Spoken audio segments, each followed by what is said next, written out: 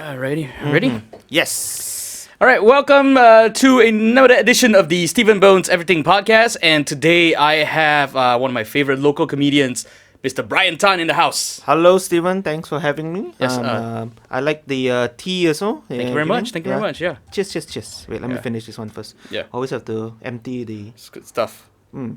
It's better They don't than... say bottoms up for Chinese tea. No, bottoms up I think is not good for in Chinese. Cannot, huh? You're not supposed. I thought you whack the Chinese tea until Bottoms up sounds like, like fish die like that. that you know. one. Fish will always like They bottoms up. terbalik and then Yeah, that sounds like a business. Hey, your business went bottoms up. That's the fish lingo lah. Yeah, the fish lingo. That's why Chinese men always have like goldfish, koi, arowanas in the house. They always worry about going bottom up. The mother fish always tells the kids, "Hey, you don't turn upside down, huh? Yeah, that's bad luck, huh?" It's like You turn upside down, death will come and catch you. death is like the death is like this and it's describing a fishnet. Yeah, you know? Oh, death will come lah. Careful lah. Yeah. Oh, man, it's just a fishnet that leads to the toilet bowl, right? Oh no. Do we do? I always see that in American films, but do we do that here? I don't think so, cause unless it's like really small fish, you can get away with that. That's why lah. You talking about Right? arowana? You can't flush an arowana, right?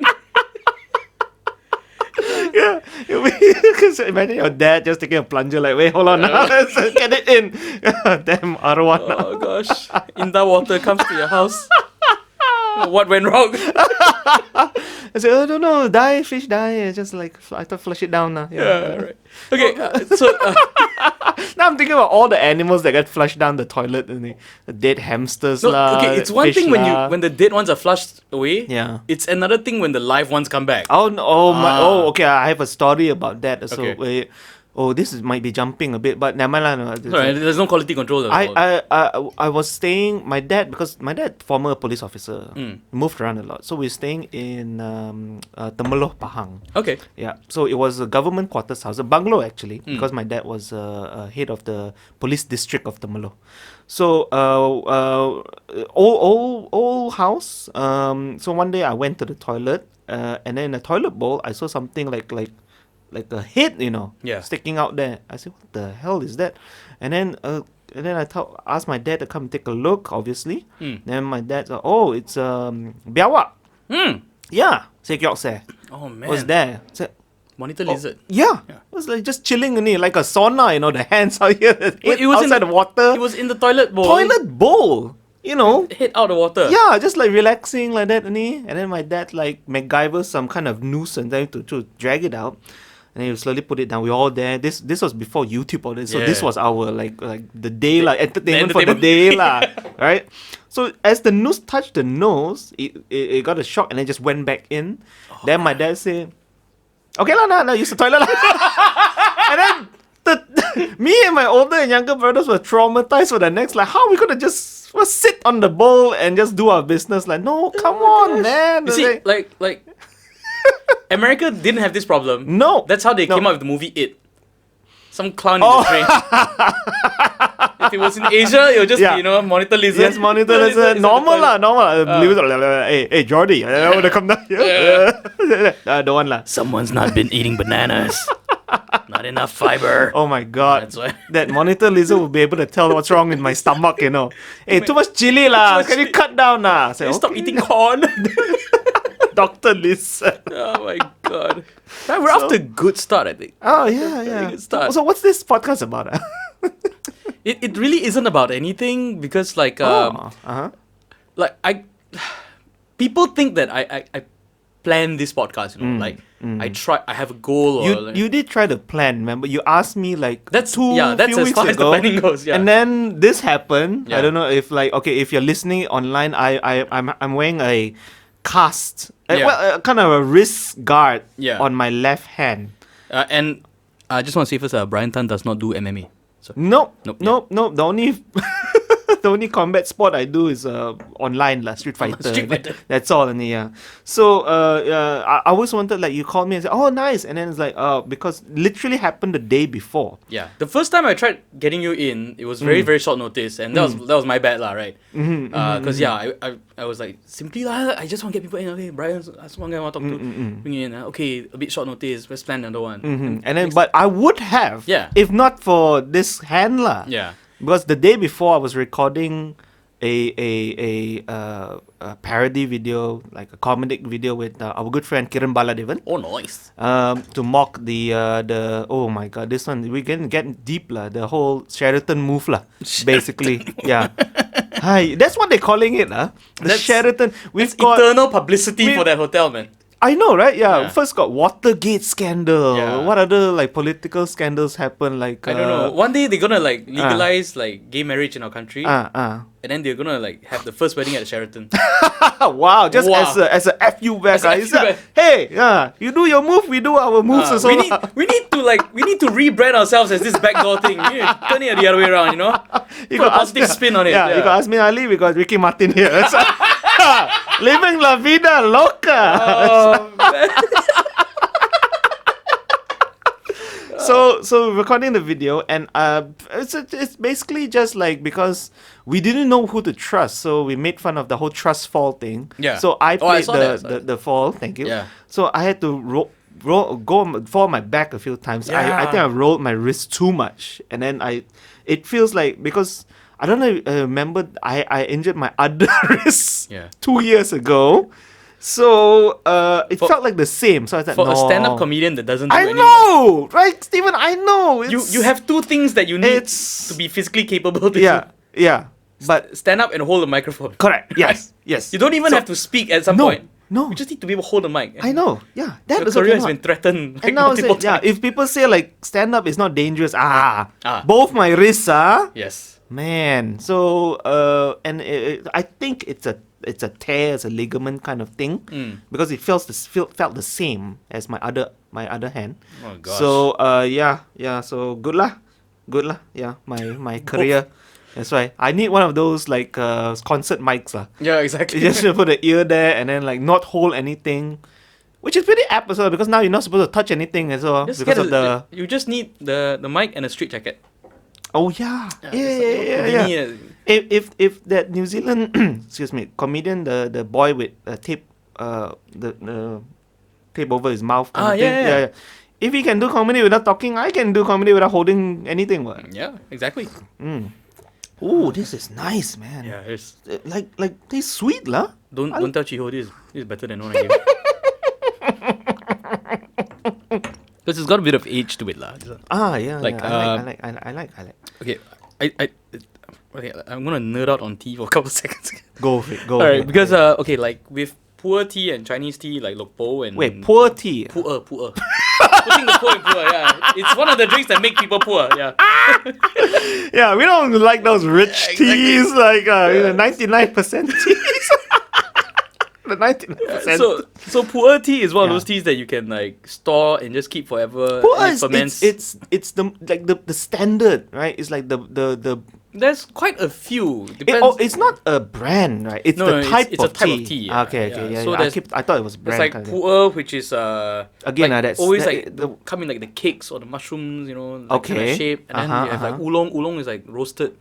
Okay. You know, and then you have like lok po, liu bao, which is and not like a black tea kind of thing. Yeah. The more bitter kind of like. Not really. It really depends on the the stock and. Oh, so you're talking just type of teas, and then after that, also you can break down. Into multiple strains. So it's kind of like wine in a way. So like pu'er you can store, right? You can keep for a few years, you know. Yeah. So this is like I think a 2010 piece. Oh, we drinking 10-year challenge tea. Yeah, man. Oh man! Oh wow! No wonder. Hey, that's interesting, man. I never knew. Because they dry it like so they can keep. Yeah, so it's meant to be stored, and Malaysia is actually like one of the most ideal places to store tea. Oh, okay. So I don't know if people still do this now, but last time there was this thing where like people would like buy tea from China like by the container loads, keep it here for 3 years, And what our climate can achieve in 3 years takes China like what 10 years to achieve. No way. Yeah, and what's it's in better. what's in the atmosphere here?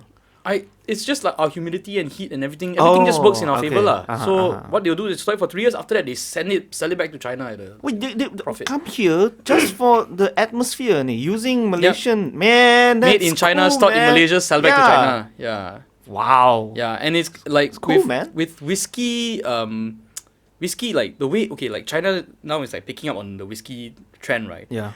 So you think what like all these 21-year-old whiskey, 18-year whiskey, you think all these companies are going to be able to keep up with the supply? No way, right? So as time goes along, some people are saying that you should like start storing all these old whiskeys, if not for investment, at least to drink for yourself for your future. And tea is kind of like that also. So like you try to get whatever you can, and you keep it, and it's every year is always different because the plant, right? Yes. So every year is different. If you get a good one, you just keep it.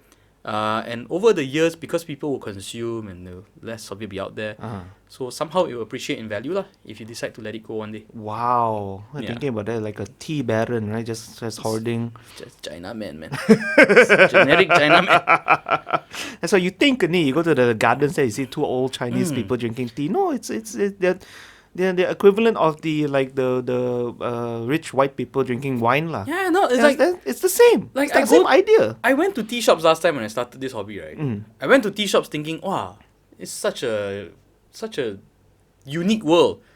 Like it's filled with so, because when we think tea, we think like, wow, culture, history, tradition, and ritual. It's just a bloody stock market. It's just people going there, hey, this one today, how much? Hey, I got this one, let go. Hey, any buyer? Let me ask around. 1 kilo, you sell how much? Like that can None of that. And there are like tea shops that open up until like 2-3 a.m. in the morning. Wow. Yeah, like it's nuts. But you get to meet like an interesting pool of people there. Oh, I'm sure. Like, I remember going to family vacation to China, like ages ago, maybe like even like early 2000s. 2000, I want to say 6, not mistaken, right? So then went to the tea shop lah, and then they were like they'll take the hot water. They'll bathe the pot and all that, and then the whole thing, and then apparently this, I guess it's a popular one because we're making jokes and all that, all in Mandarin though. So I'm banana. I know a few words and I don't understand the things all. Yeah, for anybody who's not in Malaysia or is not well versed with racist terms, bananas are what Chinese people call each other when full of potassium. They're full of potassium, and also that when they can't speak Mandarin or any Mandarin dialect. Chinese lah, basically. So you're yellow on the outside, white on the inside. That's the term lah. Just damn smart lah, these people. If you're dark on the outside and white on the inside, you can still be a banana. It's just that you're older banana. Wow. One that's been left out for a while. Sweeter lah, it's sweeter. It can be used for like cakes and puddings and all that. Yeah, but different. When's the last time you went on stage? Interesting story about that. Okay, but speaking of... Actually, I haven't seen you. We knew each other from comedy as well. Yeah, I started stand-up in 2018, sometime in July. And it's been wonderful for me lah. And I really missed the stage. I was like this close to going on stage last night. Oh, But then I have this thing about me when I have something that I'm working on, an idea that I'm trying to do, especially for videos and all that, I cannot like stop until I finish it. Like you're in a zone lah. I'm in that zone. Like you have to. And anything I do outside of that, I will always feel conflicted. I'm not saying that it's not worth me doing or whatever. Like I really should go back on stage, and I want to do that. I have a very strong reason for going back now. Okay. But the fact was that this year I've been taking a bit more easy with the videos and all that. So finally I had this one nice one that I was like, okay, I wanna get this done and get it out because I like to work fast, right? So I was like, okay, like how I've been delaying the stage time thing for a while. I was like, okay lah, one more time lah. Do you feel that suddenly, right? All of a sudden, like you have no time already, doing everything, and it started. I felt like I didn't have any time the moment I started on the video stuff. Video takes forever, man. The editing and the rendering and all that stuff. And I remember like even some of the other comics were wondering like how I was doing things, like how I was attending open mics and writing jokes and putting up videos, and they're like, and you got like a freaking family, and you like a work, and what do you? And you live all the way out here, so I was like, I'll drive here, so like, how does he even go to shows, lah? Yeah, exactly. Like, this is hey, he lives so far away. The coronavirus won't go there. yeah, coronavirus. Next time, lah. Yeah, anybody, it's like, anybody can drive me to this place. Okay, but like I recently did my first corporate gig. Nice. Hey. Yeah, which was kind of like a blessing in disguise, and the universe kind of sent it because it wasn't ready yet. I didn't have it ready. I had a deadline for when I wanted to get like the visual components, like the lyric videos and all that ready. But it was supposed to be end of March. Okay. That all this should have been ready. Yeah. So this lady I met, she's from this organization called Entrepreneurs Organization, EO. So we met last year online, not on Tinder, not on a dating app. All right, but she LinkedIn. No, but she saw my Mary Poppins video last time. Okay. And then she was like, I'm going to Vietnam, and we're doing this video shoot, and I'm in charge of writing the script, and I don't know what I'm writing. It's not interesting. It's not funny. Can you give me some ideas? Wow. Yeah. Okay. So she sent me everything, and it was not interesting lah. So I gave her some ideas because her theme was servant leadership. Servant leadership. Wait. So leaders.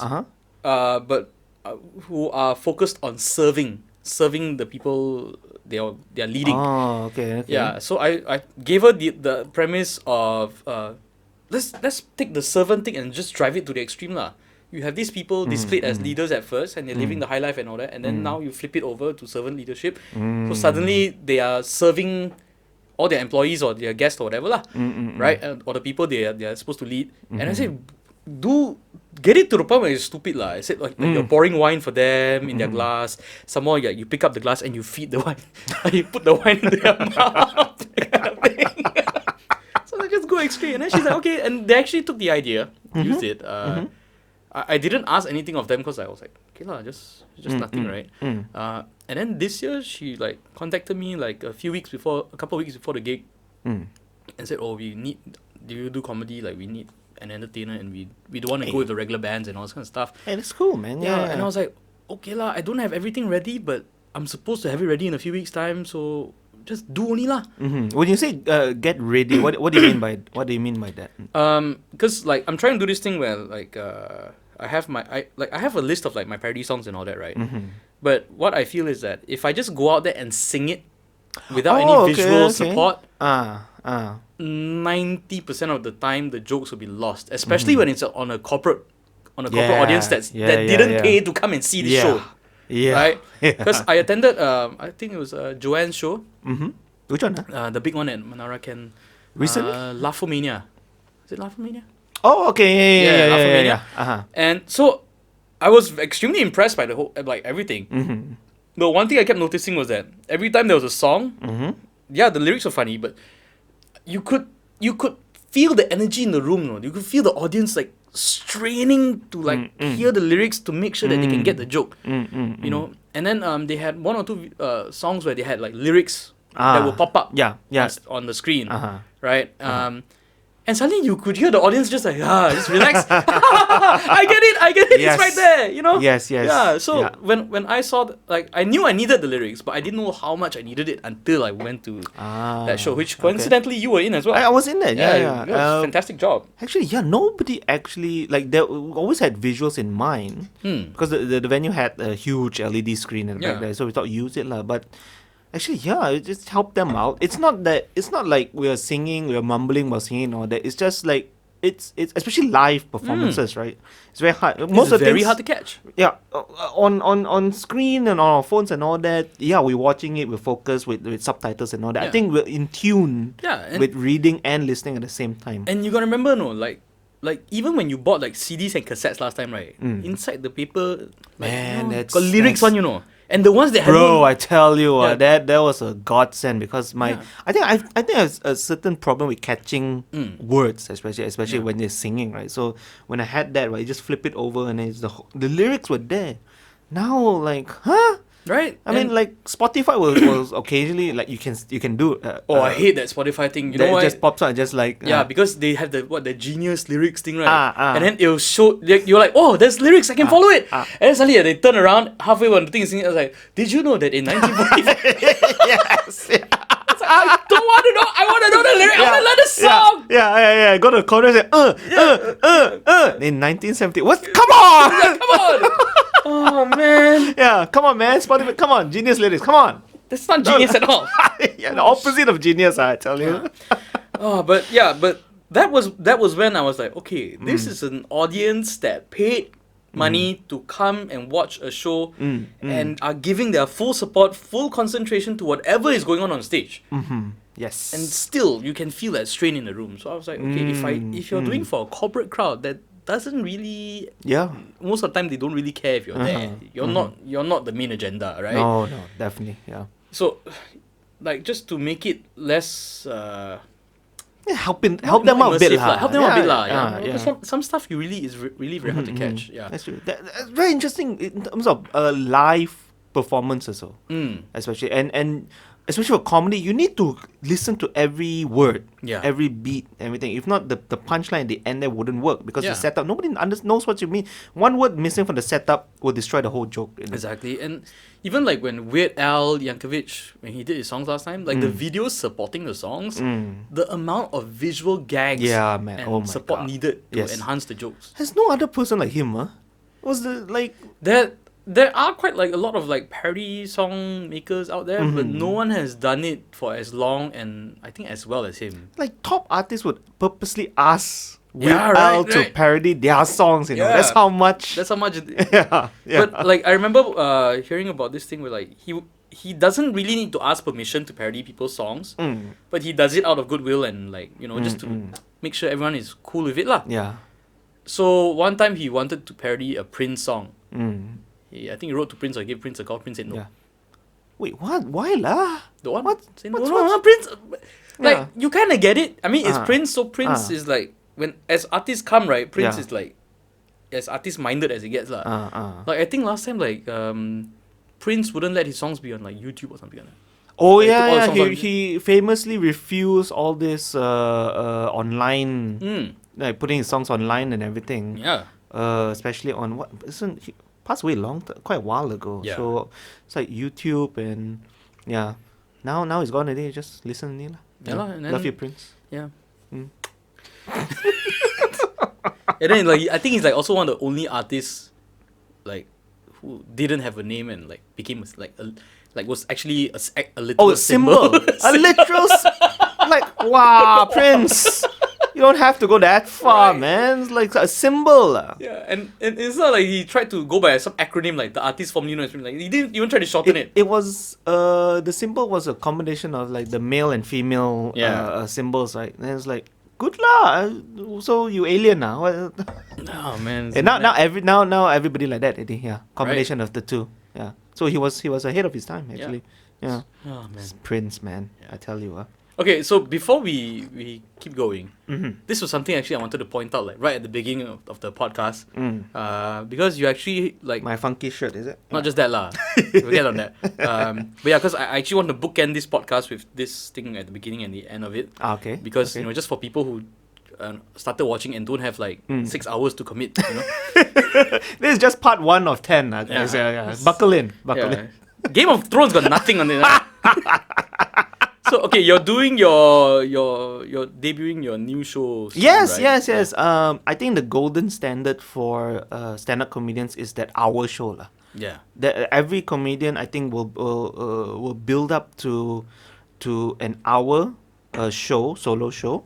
Because that's I think that's the mark of a good comedian. You manage to stand on stage alone and entertain people for one hour solid. Yeah. Most headline spots in around here, I think like at least half an hour, 40 minutes on that. Yeah. Unless but you're a really big act. Yeah. Oh yeah. But then now with Netflix and everything else, they're showing like the standard now. I think everybody's learning now. The standard now is one hour. And I feel that the hour is perfect because I think beyond that, people get tired already. Yeah, People it's don't a lot realize of concentration. Yeah. you laugh, you use energy, you know. You're Yeah. like you're pushing out air from your lungs and all that, and then you can get tired. Yeah, You know, that's how he broke his wrist. that's It's like too much. Too much. Like was like joking and just like just tore. And like, Dave Chappelle is an athlete. man, he has broken every bone in his body. He and Buster Keaton are the only two artists that have broken every bone in their body. That's why he went to Africa. You don't know, he was recuperating. That's right. Yes. Gosh. Went to the same witch doctor as Eddie Kaufman. He's alive, right? Yeah, he's somewhere. He's enjoying. Dave Chappelle or Eddie Kaufman? I hope both lah. Andy Kaufman technically is dead, but they say like he might be survived by Tony Clifton. So hey, yeah, you know what? He famously like said what predicted his death or something. Yeah. And he was pulling all this. He again another ahead of his time but kind it of had to guy. be him lah. Can you imagine if it was like I don't know, Saddam Hussein? Wow, that's a big twist, You know, and then like he moonlights as Donald Trump or something. Oh man, all these extreme characters, right? Kaufman. Oh my god. Okay, so when is your Okay, so I can't just do an hour straight away. I need to build up to that. Yeah. So I'm having a trial show 1st. Mhm. So that's going to happen on the 11th of April, on a Saturday night. So I'm going to test all the material, arrange them, because I don't know what to start with, how to middle, how to end, kind of thing. And I'm writing stuff specifically for this. I have a theme in mind, based on all the things that are happening in Malaysia and whatnot. So I'm going to test it all out on the 11th of April. 11th of April. Yes. Where at? All that will be revealed soon. I'm waiting for the nice poster and Contracts everything. and Like agents and the man, publishers. I tell you, like makeup artists lah, hair and nails. The fluffers. That's right. Yeah. I need sponsor risk artists. Just incorporate a falcon into your act. Oh yeah. So just like that, and then It like flies and then just have that. What do you call it? There's like something to hold your hand up on, like a stick. Oh yeah. Yeah. You know those people with the cast is. So I can just rest my arm there, like Then whenever there's a lull in comedy, I just Falco. And we're like, wow. And do 5-minute bits on a duo act. Falco, so how's your day? Malaysia's first stand-up comedy falcon. Yeah. You think the princes in Saudi Arabia will do it first, but no. Nope. I jumped on that bandwagon straight away. Oh, man, that's awesome. So I will make a announcement on my social media, Instagram Brian Wantan, on Facebook. I think you change it as well. Brian Comedy Facebook and whatever the links are, I'll put them in the description. Thank you. Below the video and all that. So you always do here. Down.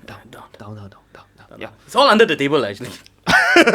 Malaysian style. Literally under the table. Yeah, Malaysian style.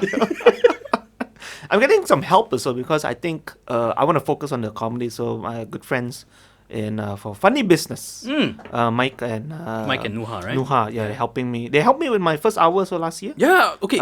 Like this is pretty interesting because thank you. Like most other segue, I just follow. I don't know why. They do 2 fingers. I seen my parents do the one, just one, like so I don't know. Maybe it's it's usually like a thank you kind of thing. right. Yeah, just tap it like that, so you don't have to say. I know, but it doesn't take a lot of effort to just say it. Right? You can even not.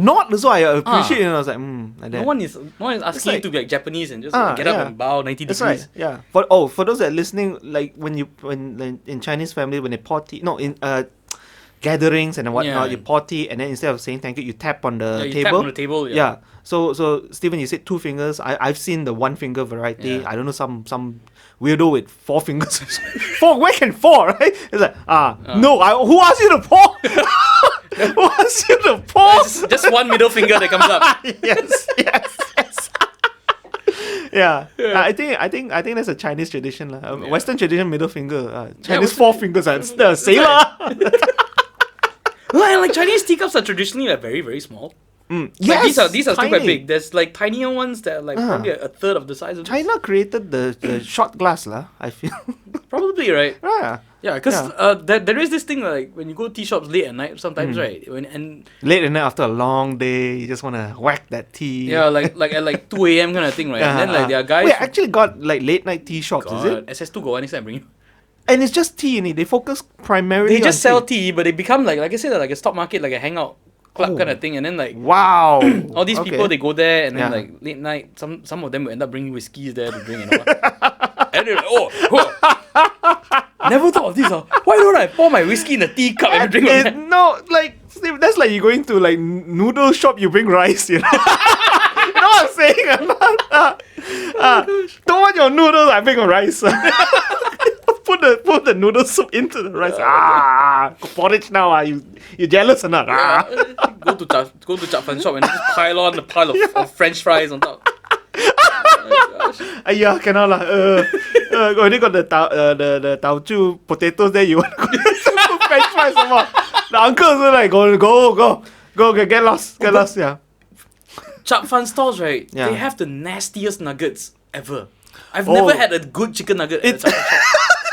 It's always the standard stuff. Then you keep moving nearer to the cashier on the screwed up variety. It's like sausages and nuggets. What is this? Yeah, and I remember when I was younger, the sausages would still look like sausages. Yeah. Now they're like dry and wrinkly and like pimply and yeah. ew. I was like okay lah. Yeah. I think this is the like, I like to say children of all the children one. Yeah, not children. Children. Nah. Yeah lah. Now you're married. You got kids. Right? Yeah. I'm single. I observe in it, so I don't know. I understand that it's tough. Yeah. You know they're constantly asking questions. They're on you all the time. So I understand all that. But parents now they're allowing their kids to dictate like stuff. You know. Yeah. I keep hearing like I remember going to a restaurant, mom with 2 kids. Mom sat down the menu. And they asked the children, you know, so what do you want to eat, nah? Bloody hell, when I was growing up, my mom would sit down, okay, eat this, done. Okay, waiter, come. Order straight. We had to eat, no choice. No, I'm like that. My kids, like I'm like the children. So I ask them, what do you want to eat? Do you feel like eating this? Do you want pasta? All right, let's change restaurant. That kind of thing. You already there, sit down already. They said don't want, and then he's like, okay, let's go. Yeah. Sorry. And then I see like my aunt, right, with her grandson. And the grandson is like, go restaurant. I want to eat that. Eat lah! Order rice for you. Just eat rice. Oh, I'm like, wow. Yeah. You're gonna be tough, kid. You're gonna be tough. Oh yeah, you will grow up with like nails for teeth and like yes. All right. We're hitting that half an hour mark now. So okay. I'm gonna take a natural artificially generated pause because of technological limitations. Oh. And we're gonna come right back with my good friend Brian Tan. Hey everybody! If you like this podcast, don't forget to like, follow, and subscribe to Stephen Bones Everything on Facebook, YouTube, Instagram, and Podbean. You can find audio episodes of this podcast on Spotify, Google Podcasts, iTunes, and most major platforms. Thank you for your support. Okay, let's get back to our program. And we are back, round 2. And I tell you the problem with women. Oh, sorry. Happy International Women's Day. That's right. Yes. You did anything for your wife or not? No. Oh, married you already. Enough lah. Done already. It's enough. I pay the bills. No, I bring the kids out once in a while. Wow. I acknowledge that. Contemplating something. I did all that stuff. Is that, where's my day?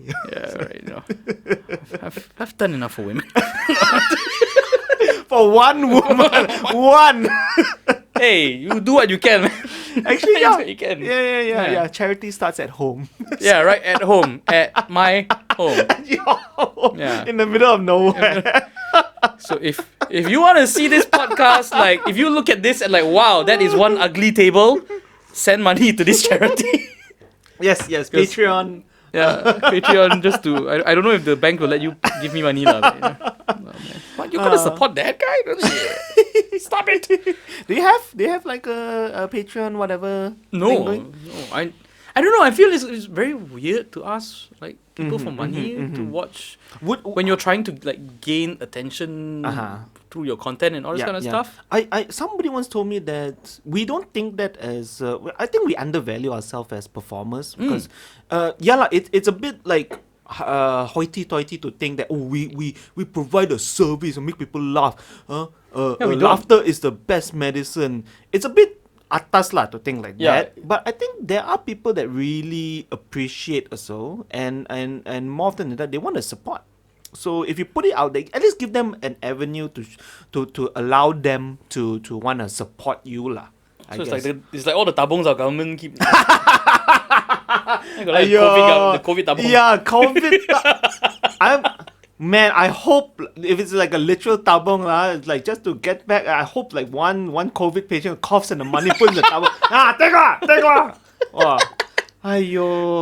Man. I mean, I understand the last tabong. So I think the last one we understood, right? Because the sentiment is like we changed already. Everybody was feeling happy. Want to help? Yeah, Malaysia, let's do this. This one. And we understood that our nation's in like deep financial trouble because allegedly money was taken and all this kind of stuff. So okay let's chip in and start our country back afresh. Yeah. And then now this one comes along like, wait, you did what? And then like didn't we just like give money and then like isn't the country like back on track? That's why. Like why are you coming in like through this kind of means and then suddenly asking for money? That's why. Yeah. Like what? You want power, ma? Yeah, right. Now do your job. Do your job, why are you asking for money? It's like and like we were fine. No one was asking for money before this. Yeah. Why suddenly you coming now? You want to start this? What did you do? You've been on the job for 1 day. What did you do? Yeah. It was that picture, everybody, the meeting, everything. Yeah. What did you do? So they came up with that, all the brilliant minds. I think got to do tabung for this disease. We need to raise money for the disease. Very poor, the disease. So kesian. And then ask TV3 to do bersamamu for COVID lah. Gonna be like some We Are the World coronavirus edition. Oh gosh. Man, it's spreading now. It's like there was like first it was contained in China and then South Korea and then Iran. Now it's just Italy is now locked down already. It's I think we've passed during over Chinese New Year was the real panic state. I remember on social media. Suddenly like crazy. If you're relative, like myself, I have relatives in Singapore. Oh man. Suddenly they're not relatives anymore. I understand. I'm not gonna cross that bridge to come and see you once a year. Yeah. Hello, who's this? But it's insane, right? Like it's crazy. I just read today that like I say, like Italy lockdown, all they suspended like even basketball games in America. NBA now just stop. Yeah, it's not cancelled but stop for now. I heard there's like one football match that they're gonna turn into like a closed door event. They're mulling that lah. Yeah, so they're live streaming the match, right? And then like no audience kind of thing. Yeah. Right? That's like our comedy shows. Right, gonna like live stream open mic shows. That's no audience. That's not a half bad idea, No, that's a fully bad idea. You just have like fake laughter, sitcom laughter. No, the best just no laughter. Oh man. So if someone wants to laugh, they either hit like the emoji. Just ha ha ha ha. Yeah. If someone types 5555, they're from Thailand. But then that goes to show how not difficult, how different stand up is lah, because you need that laughter to go with the jokes, and then that's how even people watching it online also will feel connected to it. Yeah. If it's just us standing in front of the camera like telling jokes without any reaction. Immediate reaction in front of us. It feels it's a very different. It's not complete, It feels like a cake without like frosting or whatever. Feels something. I don't know. The package that you give to people has to be that the comedian on stage, and then the audience reaction. Yeah, it's a live experience, right? Yeah, definitely. Yeah, to do it live nowadays. Oh man, actually, I thought it was a good idea actually, but to be fair, there is this very big YouTuber called Ana Akana. This Japanese American girl. So what I read about her was that she actually wanted to she wanted to do stand-up comedy. But she tried it quite a number of times, and like she was just like terrified by it, and like she found it very difficult. Okay. But she still wanted to do it. Okay. So she ended up making like YouTube videos. So hers I quite enjoy because every video kind of feels like a 5-minute bit of stand-up crossed with sketch. So she'll do like she'll like bring up 5 things that 5 red flags if you're dating a new guy kind of thing, right? And then she'll talk about it, explain. And then when the joke comes up, she can actually like create like a visual version of the joke through a sketch. And she plays both characters, kind of thing. Oh yeah. The classic like left side then right side kind of exactly character lah. Okay. Which to me was like okay lah. Like if I tried to be a snob about it, you know, like this is not stand up, right? But at the end of the day, when I look at it, cause I'm like, okay, this is comedy. If it makes people laugh, it's fine. Yeah. Yes. That should be the bottom line for all comedy. You know. Yeah. If you get the audience to laugh, and then if you want to go like you say like snob about it, you can. You say, that's you're going for the easy laugh, or you're going for this and there's all nothing wrong with that. It's no. Yeah. You have to be okay with it, and then like I just cannot stand the people that like they want to have both. They want to have like their cake and eat it also lah. Yeah. It's like, How about cakes are you? Sorry? What about cakes? I'm a bit hungry lah. like the tea lah. The tea really gives you an appetite lah. I feel. Yeah, that's why people are like, you drink tea, very slimming, right? No. You drink tea, you get hungry, eat. And then you get full, then you think, drink more tea. Welcome to the cake and tea show. But going back to the tea, so I was about to say, I saw a TED talk on it was an animated one. So talking about how tea came to be. It was the legend of this one dude in China lah. It was in the forest. He was lost and then almost got poisoned or something. Then he lied down and then a tea leaf fell into his mouth. He chewed it and then he got better. And he said, "Oh man, this is damn good." And then he took the tea and then started making tea. That's how it began lah. Yeah. That's what he tells people lah, I'm sure. So Isaac Newton had an apple fall on his head. This guy had a leaf. A leaf, yeah, just and fall. then he tracked the leaf to the exact tree. yes. This is the one. Yeah. In reality, he was just eating any garbage he found. Exactly. He got desperate. Yes. This tastes better than I expected. This doesn't taste like a regular leaf. But from what I understand, like even Chinese tea, I think the plants actually just came from India. I think India was where it all started. Wow, I think so lah. That's what I've been told. So the Indians were the first tea drinkers. I would imagine so. Because there was a lot of trade going between those two countries. So the plants got brought over. Some then you had your plantations, and then some were just wild grown and all. It's so interesting. A plant from one region you bring to another region because of the atmosphere, the earth, and the water, right? And then it becomes something totally different. Yeah, exactly. And then it becomes a thing of its own. And then like listen, tea now it's so synonymous Chinese tea. Yep. Because some dude in India just brought it over to China. Yeah. Then it just grew, and then now boom, a whole industry is formed. It's so interesting. I think we need to cross pollinate like bring some kangaroos into Malaysia. See what happens. What would happen if you brought kangaroos into Malaysia and left them here for a couple of centuries? I'm scared because I think after a few centuries you open the pouch you see like rokok. Vape lah. I say, hey kangaroo, what are you doing? It just jumps away. Oh man. If kangaroos doing like Superman. Yeah.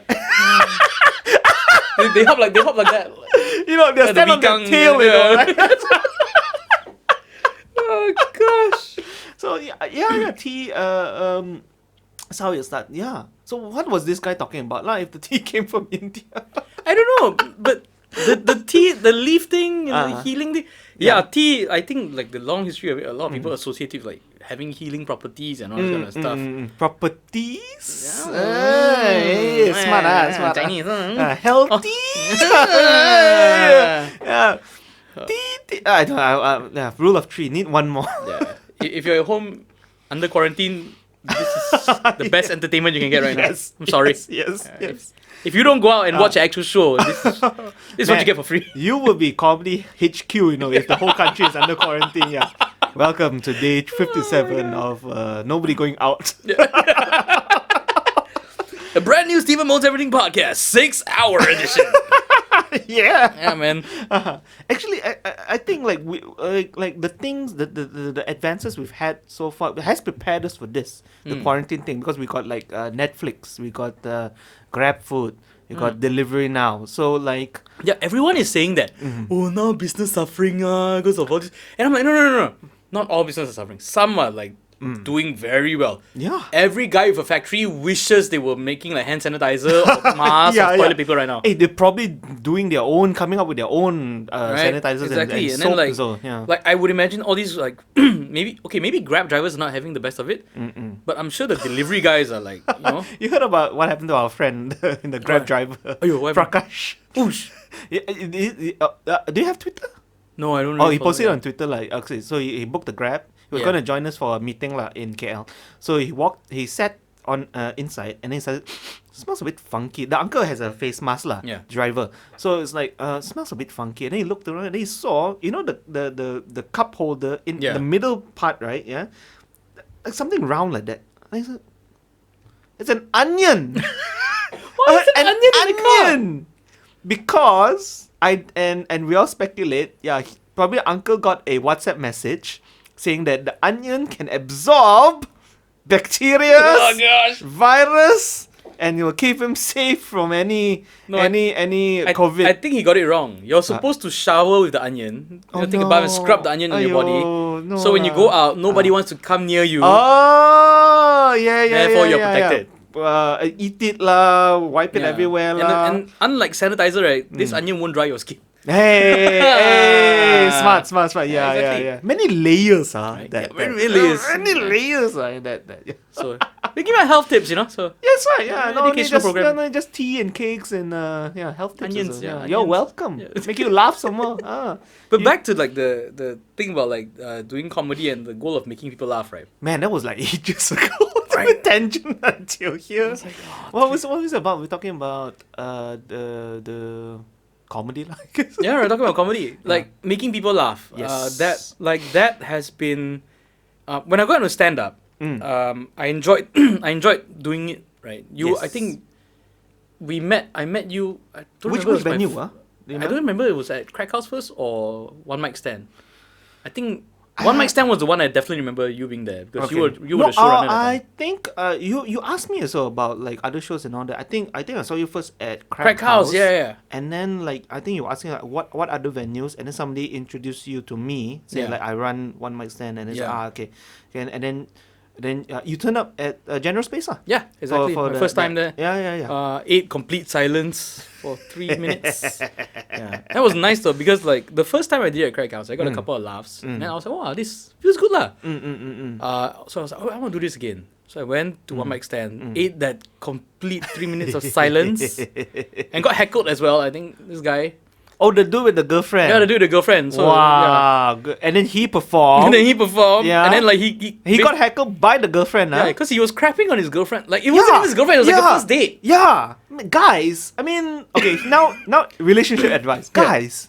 You're on your first date. You want to show off a bit, do stand up. Don't use your your date, for the butt of your jokes. Yeah. Use your brain a bit, lah. If you're gonna bring a date for your stand-up performance, Yeah.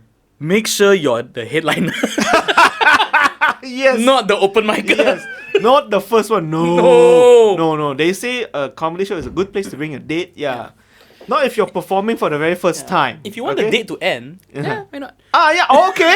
Yes. Yes. If you think like, I You're don't know how trying to. Kamikaze the whole Yeah. situation. Because he was going on and on. And then I remember very clearly what he said. That time was the World Cup season. Yeah. Right? And then like he said, I don't know why I'm going out with this girl. She doesn't even know football, and I love football. And I asked her what is her favorite team. She said Brazil. I was like, oh, who are your favorite players? And got like a few names, Ronaldinho, whatever, Ronaldo, all that. And he's like, how am I going to go out with this girl? Like the players she names are not even playing anymore. Right? I don't know why I'm out with her.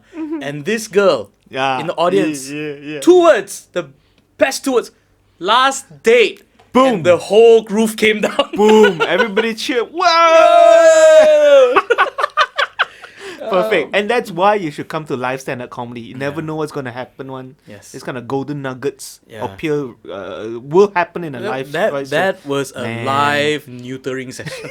yes, Neutering happened live. He crossed his legs after that.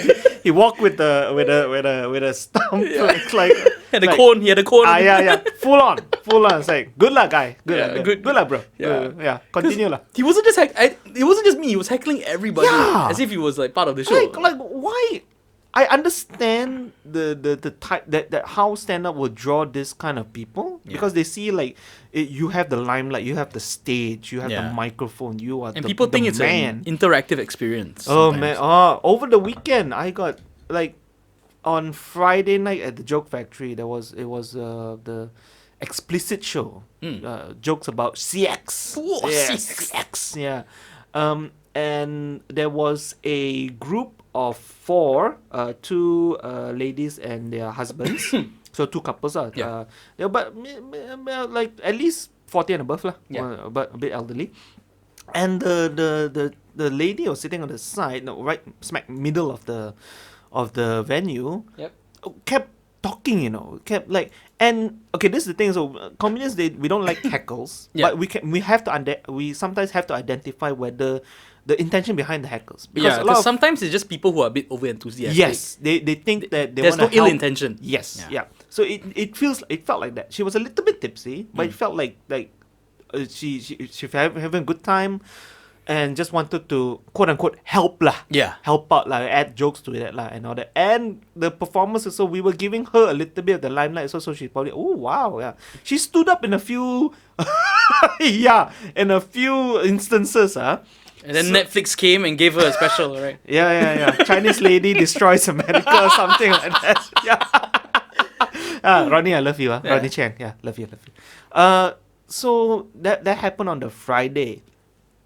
And then the next day, I was hosting for good friend Gajen Nat. He did a trial show. Yes. And there was another Chinese lady in the front row, so sitting alone. So as host, I see an opportunity. I just talk to her. I say, "Oh, hey miss, alone ni? What's all that?" Huh?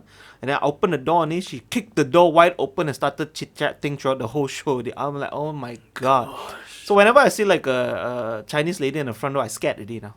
But they're usually very quiet and reserved, right? Well, the ones the ones that are not You like just have bad luck. Bro, me and girls, I tell you, So you gotta try guys, man. At some point. I mean, like, yeah. I'm not blaming any girls. It's me. It's on me. Like, Not yeah. really, sometimes it's the girls. Man, I was chatting with one girl and again jokingly, I never like try to be serious in any situation. I cannot. I think there's a defense mechanism in my brain or whatever. It gets too serious. I just turn straight into jokes. Yeah. I try to disarm people with jokes and all that. So talking and it's like, man, it's like, girls, I cannot get any girls lah. What's the problem and all that? And then she legit said like, because girls are crazy lah. We don't know what is happening. She said that. I was like, really? Oh, okay. And that's why I have my approach for celebrating Women's Day. Oh, bringing that back. Yeah. Just reeling it in. Just, come on. Yeah. I hope my wife never hears this. Yeah, after you posting it up everywhere. All the reports. All right, I guess that's another diamond ring. But how did you meet your wife? We were in college, and no joke, I was having a hard time like meeting girls and all, and like making moves and all that, right? So I remember going through a phase where I would watch videos about all these like pickup artists and stuff. The mystery method, I remember very clearly. And I was like, okay, like I wasn't trying to like get laid. I was like, no, I want to lah, but if it doesn't happen, it doesn't happen. I'm fine. I think there's a problem with most like young men. So they think the end goal is to get laid and all that. No, you just talk to people first lah. Yeah, the end goal is to get bogged down in a relationship and lose all your freedoms. Lockdown chain. Yeah, exactly. That's where the rainbow is. Yeah. No, but so rainbow colored cuffs lah. Yeah. So I genuinely was trying out some of those methods and all that. Tried it with a couple of girls, and I was like, oh, okay, there's there is a method to this madness lah. And so At least it helped you get. You're not using it for any wrong intention. You just want to start talking anymore. Exactly, because half the time the problem is that we don't know, or at least I didn't know, how to get things going or address or look up for signs or move on to the next step, or how to make the move lah, because no one taught us what.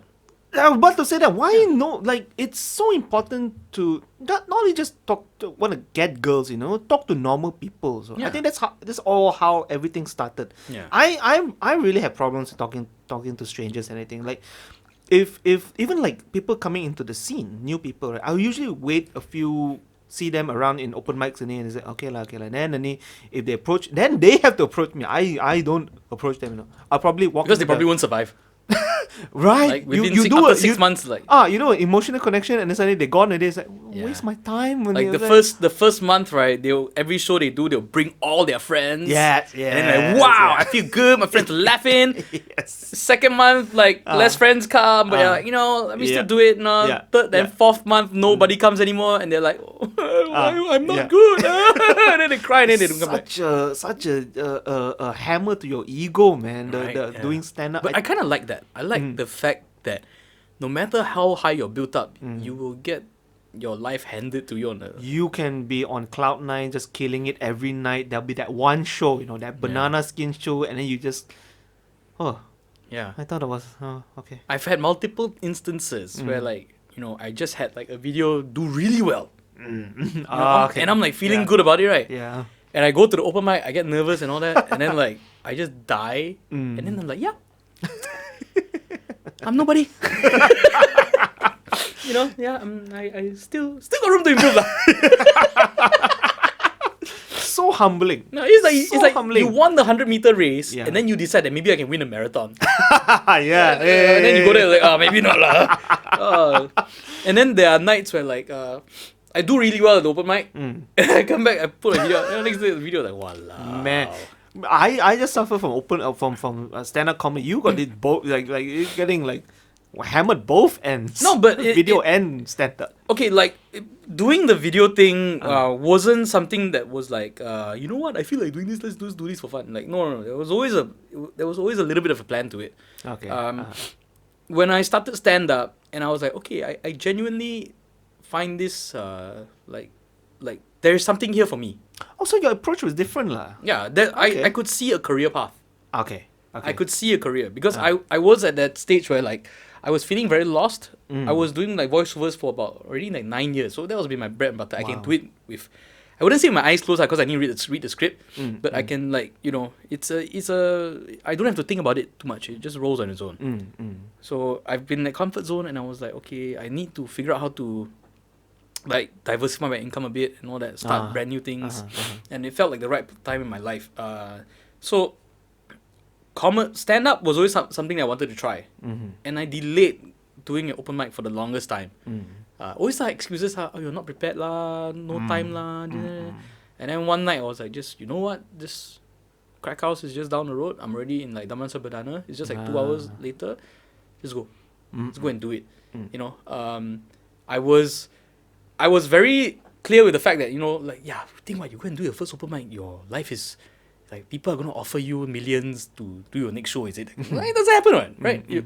But just go there, do it, and, if you like it, great. If you don't like it, right? If you feel like you're not sure, go and do another one and find out if you like it or not, right? And just keep going. And then even when I bombed like multiple times, I was like, I still want to do this. And I just started to see that, okay, I think there's something here. There's something resonating with me lah. And I felt like, if I push at this hard enough, like there's a light I can see there. There is some form of career, career path. So I began to look around. So I would look at guys like Harith, Douglas, Jason especially, and whoever was doing corporate lah, even Kavin and all that. Because from what I see, working comedians, all here were pretty much surviving off corporate. Yes. Unless you want to take the other road and go tour the world kind of thing, which is very Yeah. I think locally I haven't seen much people do that, and as a full-time gig. That's why. No, not really. Not really, right? Yeah, yeah. Yeah, so I was like, okay lah. So the most immediate thing and viable thing would be the corporate route. And then I started asking around like Prakash and yourself and a few others, like, how long does it take? How long have you guys been doing it? How long does it take to get to that level of competence where you can even start considering doing corporate? Because that's another challenge altogether. Yes. So the general answer I felt like I was getting was you need about 5 years minimum grinding it just to be competent. Not even damn good or whatever. It's just, sheer grind, sheer grit and determination that you get decent. Right? And then after that, maybe you can get something else. And then I used to be in like bands and all this kind of stuff. And even in voiceover, there is this thing where like, you can be really good at what you do and you can be well known within your circle. But if the general public does not know who you are, yes, oh my God, you are still screwed. Correct. Right? Because you did everything. If we look at it from a business standpoint, you came up with you did your R&D for your product. You put in your capital. You did everything right. You did not market. Right? You did not market yourself. So when you were ready to come out to market, you're already 5 years behind, and then like you're trying to sell something and nobody knows what you're selling. Right? So I was like, okay, I cannot afford to make this mistake because I've made that mistake before. And if I do comedy, one, I don't want to spend 5 years trying to get decent. If anything, after 5 years, I need some form of, I need to be, I don't want to say better than others or what, but like for myself, I need to be at that point where I can like kind of cari makan with this thing lah. Which, so I was like, okay, so I want to cari makan with this thing. How do I engineer that? Right? So, okay, marketing, getting known is one thing. Getting good at comedy is another thing. Okay, how do I address all that with the skill sets I have? And I was like, okay, if I do open mics for like 5 years, it's like, okay, on a good night you get 20 people, sometimes 50 if you're really lucky. On a crap night you get like what, 4, 2, yeah, none, under 10, yeah, under 10, and it's common, right? Yes. And it's not every show you do that you will retain an audience for yourself. Correct. Right? So it's a very hit and miss thing. Yeah, it's very like instant like junk food like that, A lot of audience come, they have a good time, and then like they tell, okay, done lah. Yeah, then they move on. They move on. Move on with their life and out everything. of sight, out of mind. Yeah. Right? Yeah. So I was like, okay, if that's gonna happen at open mics, what else can I do that I can reach potentially a wider audience and experiment with more and figure out how to get better at making people laugh. That was the goal. The heart and soul of it.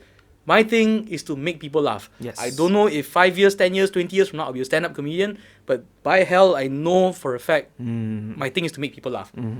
So how do I do that? How do I make more people laugh? Because in my mind was like, if I can make more people laugh, that gives some kind of inherent value to the universe, and somehow, okay. Yeah. and I don't know lah, I don't know karma or whatever, but somehow my thing was like, okay lah, if you are able to give people joy and affect them in a positive way or somehow, somehow things will start rolling, and then hopefully something will come back to you. We all think that, right? We Yeah. all think that that you're good at something, and then eventually, Yeah. it will come back. It'll pay back. Yeah. Somehow, but like doing it, like what you're doing is I think should be done by the scene in general. I think there are a lot of people just jumping in and waiting.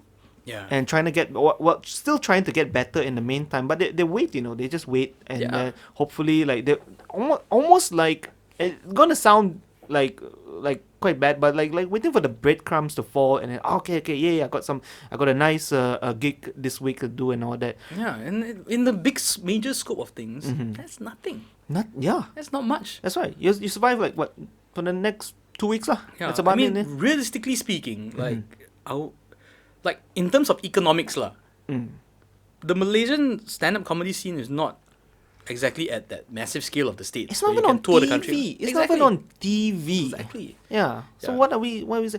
And then like there's some problems in it. I'm sure you know the problems in the scene as well. But I think the lack of professionalism is one of the big ones. Like at least you have a vision. And then you talk about marketing also. I do 8 years just doing open mics and all that. I see on I don't know what are my fan base, Yeah. that. Whereas like you got so much from doing the videos from that angle. I want that. I'm thinking now also like do something else first just to market yourself, because I want them to come to the live shows. Yeah, exactly. The end result is the live shows. Yeah. So now just pushing out stuff, videos and all, just to market myself, brand myself much better, and then learning all this stuff as well.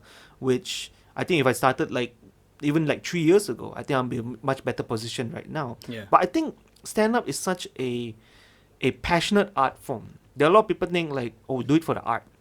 You go to open mics, you become better eventually because you see with your eyes. People Yeah. are laughing, People are Yeah. enjoying then you kind of convince yourself like, of course, like they will be your fans after this, because like why else do they get this and all that? But Yeah.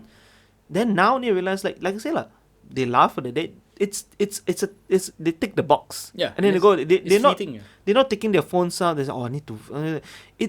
It has to be something more than that. Yeah. Which I feel like a lot of us that we don't sit down and think about, Yeah. and then we wait, and then Because with artists, with musicians, with any form of performance art, right? It's always that thing of like, if I perform well, things will roll. yes. That works when there is economics of scale, I think. Yep, But yep. here, And here we don't even have like people that like big big advanced countries, America. There's always talent scouts around. yeah, people They're are actively looking. looking. They're looking for They people. like, okay, and I can use this guy. Even like I can market. I can like, oh, bispectacle Asian performer. Okay, I can slot this person here, do stuff like that. Yeah. Over here, I tell you have to do it yourself. Exactly. You have to shape that. You have to have the end result, and then only people come for you. Yeah. Which are like, No, wow. but over here, like we kind of feed ourselves the pretty version of the ideal dream, and we ignore the ugly, Yes. the ugly version of Oh, it, the really man. nitty gritty of like, Aiyo. like you talk about like talent scouts coming to you, right? Like nowadays, it's really the other way around. Or for most people, it's the other way around, where you Yeah. have to keep going for auditions, Yes. doing like the crap gigs, Yes. doing whatever it takes just to get something. Yeah. And It's this whole I always confuse the buyer's market or the seller's market kind of thing. This one, they hold the power. yeah. Yeah. Whereas in Hollywood, they're always looking for talent. Yeah. That's why people go there, and it's just like if you have a bit of talent, boom. Yeah, because They'll take you. even with voiceovers, it was the same issue. Like over here, you might be like the big dog or whatever, right? Cannot go overseas here. You can't go overseas. What? You think what? Like here, we are here in like a small fish tank, Yeah. and America is like Yeah. the freaking is like sharks at every corner, Yeah. And the sharks are Yeah. eating each other. Yeah. You know? Yeah. So Talent there is it's. Wait, so you think like talent matters more there in the There's big more- developed? There's more of it, so there's Industries. more choice. So Uh-huh. like in terms of voiceovers, like here, like I got to voice for the Agent Ali movie, the English version, as Agent Ali. Nice. Oh. I voiced a 9-year-old boy, Mm-hmm. right? And it was not because of like my voice suited the character or whatever. It was okay. They liked my acting, but they knew my voice was a bit off in terms of that character. In the States, you wouldn't have this problem, right? In the States, yeah. there are a lot of very competent actors out there and very good ones at that. So it's really a matter of finding exactly the right one. Oh. It's not a matter of like, okay, I know what you out of mean. all this, who's the best one we can get? Who can okay lah? Uh-huh. No, there's no compromise over there because Yeah. there's so much talent over there. You know, I'm sure there's a big pool of comedians killing it regularly every single bloody open mic. Man. But there's also like a lot that don't lah. Yeah. Yeah.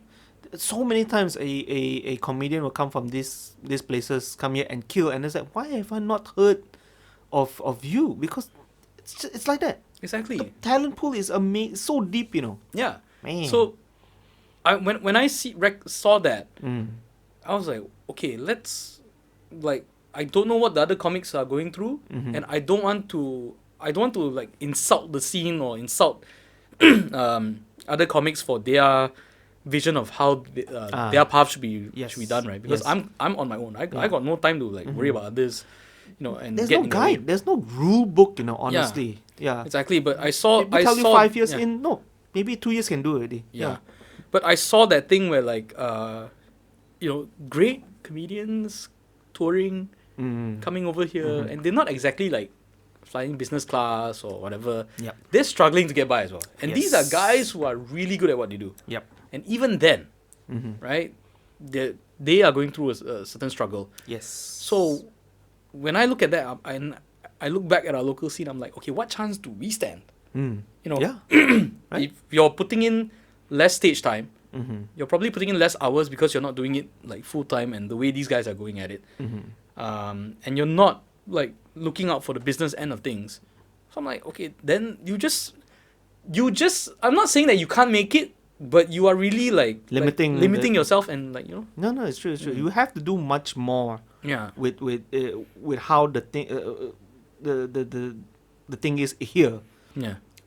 Like you said, diversify and all that lah. Yeah. Because there's no industry as well when you think about it. Exactly. Like I said, it's not on TV. There's no common, like, at least in the Malay scene, right?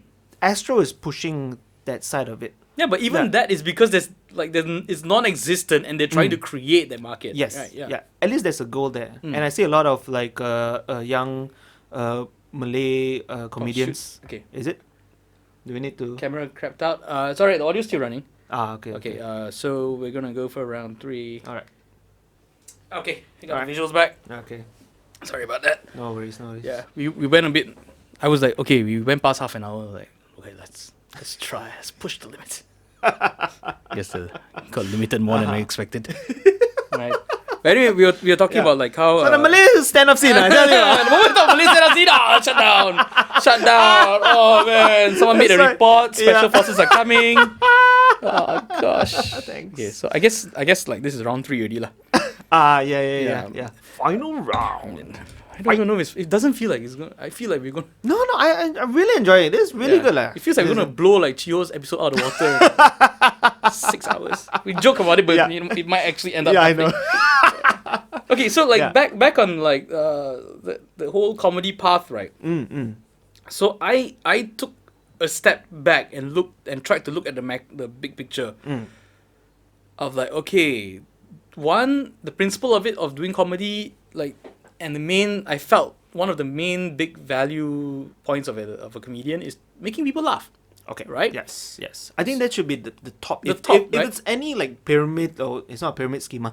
If it's any like something that peaks, it has to be that if you're a comedian or you do things in comedy, people have to laugh. Yeah. If no one laughs, it doesn't. There's no like. It's that's right. Quite pointless, lah. Yeah. You're doing poetry. Yeah. Exactly. It's spoken word. So going on that. I started looking at, okay, like what other forms of comedy are there, and like, okay, and the video thing was the thing that appealed to me the most, because it was like, okay, like I don't know how to do it, but I know that there's like an audience for this, and you know, I'm trying to get better at comedy, so if I'm fine with going up there and bombing for like 3 minutes, you know, like I'm sure I can bomb on the internet as well. I can eat silence on the internet. But you know the difference, right? Yeah, the comment section on the internet. Oh, that took a while. That took a while to get used to. Man, yeah. Ugh, that took a while. That's right. Randoms. You think that would be the equivalent of blindsiding you? Like on stage, you think like you're on a roll, and there's a dip in the show and something. Then you humble yourself. Comment section will blindside you from. Man, out of nowhere, you know, they can come up with the most creative. But there's 2 tips for the comment section to survive the comment section. Okay, what? 1 is don't read the comment section. Okay, yes. 2 is like you have to zoom out. Bigger picture kind of thing. Bigger picture, yes. Because like there could be 100 positive ones, but is there one negative? Why we always focus on that, Stephen? Why is it the human psychology? It's like that. I've had videos where like I get like hundreds of comments. Wow, creative, good voice, whatever it is. One. Doesn't even rhyme. Grass level. Grass level. Grass level. Grass level. Wow. And I'm like, and then you know, do like through the comments and all that, right? Yeah. It also gave me this principle in my head where it's like, if you don't have anything, if you feel something sucks, do something about it, lor. Make a better one. Yeah. Right? The best criticism is you doing a better version of it. Yeah. That's the ultimate. If you want to criticize my work, can. Yeah, it's a free country. It's going sort of. Yeah. But Sort of. yeah. But show me that you can. No, that sounds a bit what. So it's like you do lah like that. Like no, it's not. That's not what I mean. But No, but that's what I mean, lah. Yeah. But you Buy don't- 5,000 ringgit equipment, edit your own stuff, put it out there, and then I say lah, Do lah. yeah. Do. Because like, not even T level, yours. because like I remember like I would talk to people last time, right? And everyone would like shit on like YouTubers and like, like that also can. Yeah, it can was the make video easiest thing to do, just shit Right. on YouTubers. Yeah, and then I took a moment and looked at YouTube and I was like, okay, let me look at the successful cases. People like So I'm Jen, Genie Boy TV, Dan Koo and all that. I went to their oldest video. I checked the first video they ever uploaded. Yeah. And I was like, oh my god, this doesn't look promising. You But then- you wouldn't imagine that Yeah. improving to what it is. Yeah, and I was like, okay, but and some went through like a long growing process, right? But the thing is that they all stuck to it. They kept putting stuff out. And Yeah. it related to me on the open mic because it's like, you throw a new joke, it works, it doesn't work. Maybe something that needs to be refined, and you grow it, and you grow as a creator, as an artist along the way. It might take you 2 years, it might take you 10, it might take you 15, it might take you 6 months. But Yes. if you stop, then you die. Correct. If you keep going, Correct. there's always like something Yeah. ahead lah. It's like I read like it's like sharks, like they cannot stop swimming one. Even Yeah. if they sleep also, they kind of like still They have to keep moving, yeah. they keep moving. Yeah. If not, they turn upside down. Bottoms up! Wait, but I don't see. Okay, tangent. I don't see dead shark bodies a lot in the ocean. So where did they go? Get eaten lah. There's like underwater Chinese people. Karma. Wow, underwater. the Chinese Atlanteans. Hey, call the Arthur Cuddy come. Let's eat. That's why there's no life in the deep sea. All eaten already. No, I think like once, I think maybe like sea fishes they don't float up, they just sink to the bottom. Probably. Yeah, probably. They're like a massive grave. The thing I never understood Ah. about like, especially like with the shark finning and all this kind of stuff. Right? I understand it's very tragic. Yes. Like, for sharks fin. But the thing that always bugged me about it was that why they throw the whole shark away. right? Right? It Got seems like huge waste, it seems like the most non-Chinese thing to do. it's a weird. Yeah. Yeah. 'Cause, okay, shark finning, I agree, is super cruel. Yes. But for me, the thing that makes it extra cruel is not using the rest of the shark, right. right? Because Yeah. I'm sure Chinese people can boil the bones. Some will eat the cartilage. Shark shares the same family as part of. Is it part of the? I don't know. Is it part of the stingray Yeah, family? it's the same family as stingrays. So you can eat one. We can put sambal on that bugger and put it on a banana leaf and roast it. Just Yeah. because Portuguese people did not cook shark doesn't mean we Exactly. shouldn't, right? Why Yeah. should we limit ourselves? Gosh. I don't understand that. Like, and wouldn't doing that thing of like, okay, instead of like finning 100 sharks and throwing the rest of, wouldn't it make more sense to like kill 10 sharks so that there's less sharks fin in the market? Therefore, the value goes up, and therefore like per shark the value is higher. That's Like, right, I suppose, yeah. Yeah, I'll say Chinese very good at business. Right? This is the one thing I didn't understand. Yeah. The pig we eat from the top to bottom and inside out. Yeah, right? yeah. Chicken also inside out at top to bottom. I think because we spend money to rear the pig from small piglet to big, so we say, you waste. No, but even like fish also, certain fish and all that, like longtan. But we cannot rear live shark. grouper. What? You just catch a name, So we said we didn't spend any money rearing the shark, So we Still, just, even like China, like bats and all that. I'm sure they're eating every part of the bat, right? And that's the problem. You stop it with the bats, Get like Calm down, lah. Yeah, get like deep sea coronavirus. Oh man.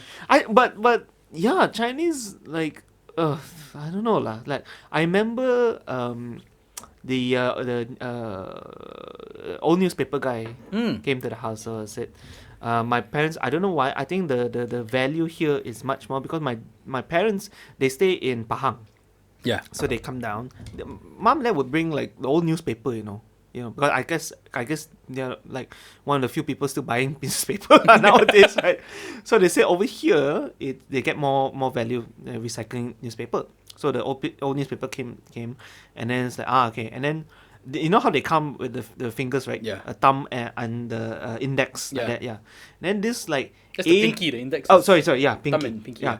So wait, pinky. If you got very long pinky and then if you just angled it down, Then you're just doing gang signs already. yeah. Yo, what's this whole newspaper, huh? Yeah. So this gangly of a guy came with the longest fingers in the world because so like usually it takes like three measurements. This guy 2 measurements done it. No wonder like you make money. So that's why it's gangly fingers. And then I got some like stuff laying around. So plastic bottles. So my dad asked, so plastic bottles, you take a look. And all this guy just looked and said, the one lah, no money one. And now no. I said, hey, then your job is to recycle. Okay, what money is that? So they care more about the money aspect of it. It's like the same with glass. Like glass bottles. I thought like glass bottles were recyclable. So I kept like a whole stash because I used to drink like quite a lot of beer and all that, right? So I kept a whole bunch. Yeah. Brought it for recycling. Yeah. And the guy was like, oh, this one we don't take lah. And I'm like, the hell, you guys do recycling? Yeah. It's like, we'll throw it for you.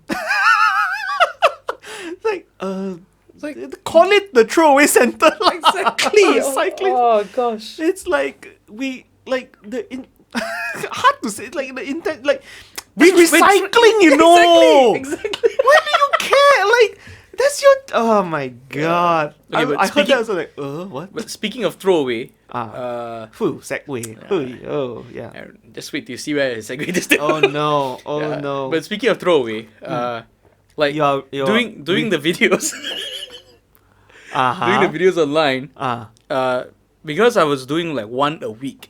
Man, that's and I remember when the first time I told you that, yeah, you were like, hey, that's a lot, bro. Yeah. I was like, really? I don't know, leh. I just like ignorant, so bloody ignorant, right? And then I was doing one a week. So, in a very short amount of time, I came to the understanding of not getting too attached to your material. Because every joke, every idea, everything is disposable. Yes. Nothing is secret. Yes. Correct. Correct. Like an idea that and I don't think this would have happened if I didn't do that to myself. The one video a week thing. I think I would have had that thing like, oh, I know this is the best premise in the world.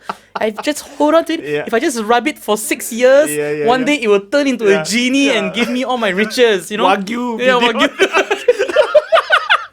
The Wagyu joke. Oh my god. Yep. Yeah, but then. So you learned that kind of almost like accidentally. Yeah, that was one of the plans with the videos was that because it's still comedy, it's still making people laugh. Yes. So I'm sure there are things that I will experience in the video process that will help me with stand up as well. Oh, definitely. Yeah. The discipline. You're learning timing.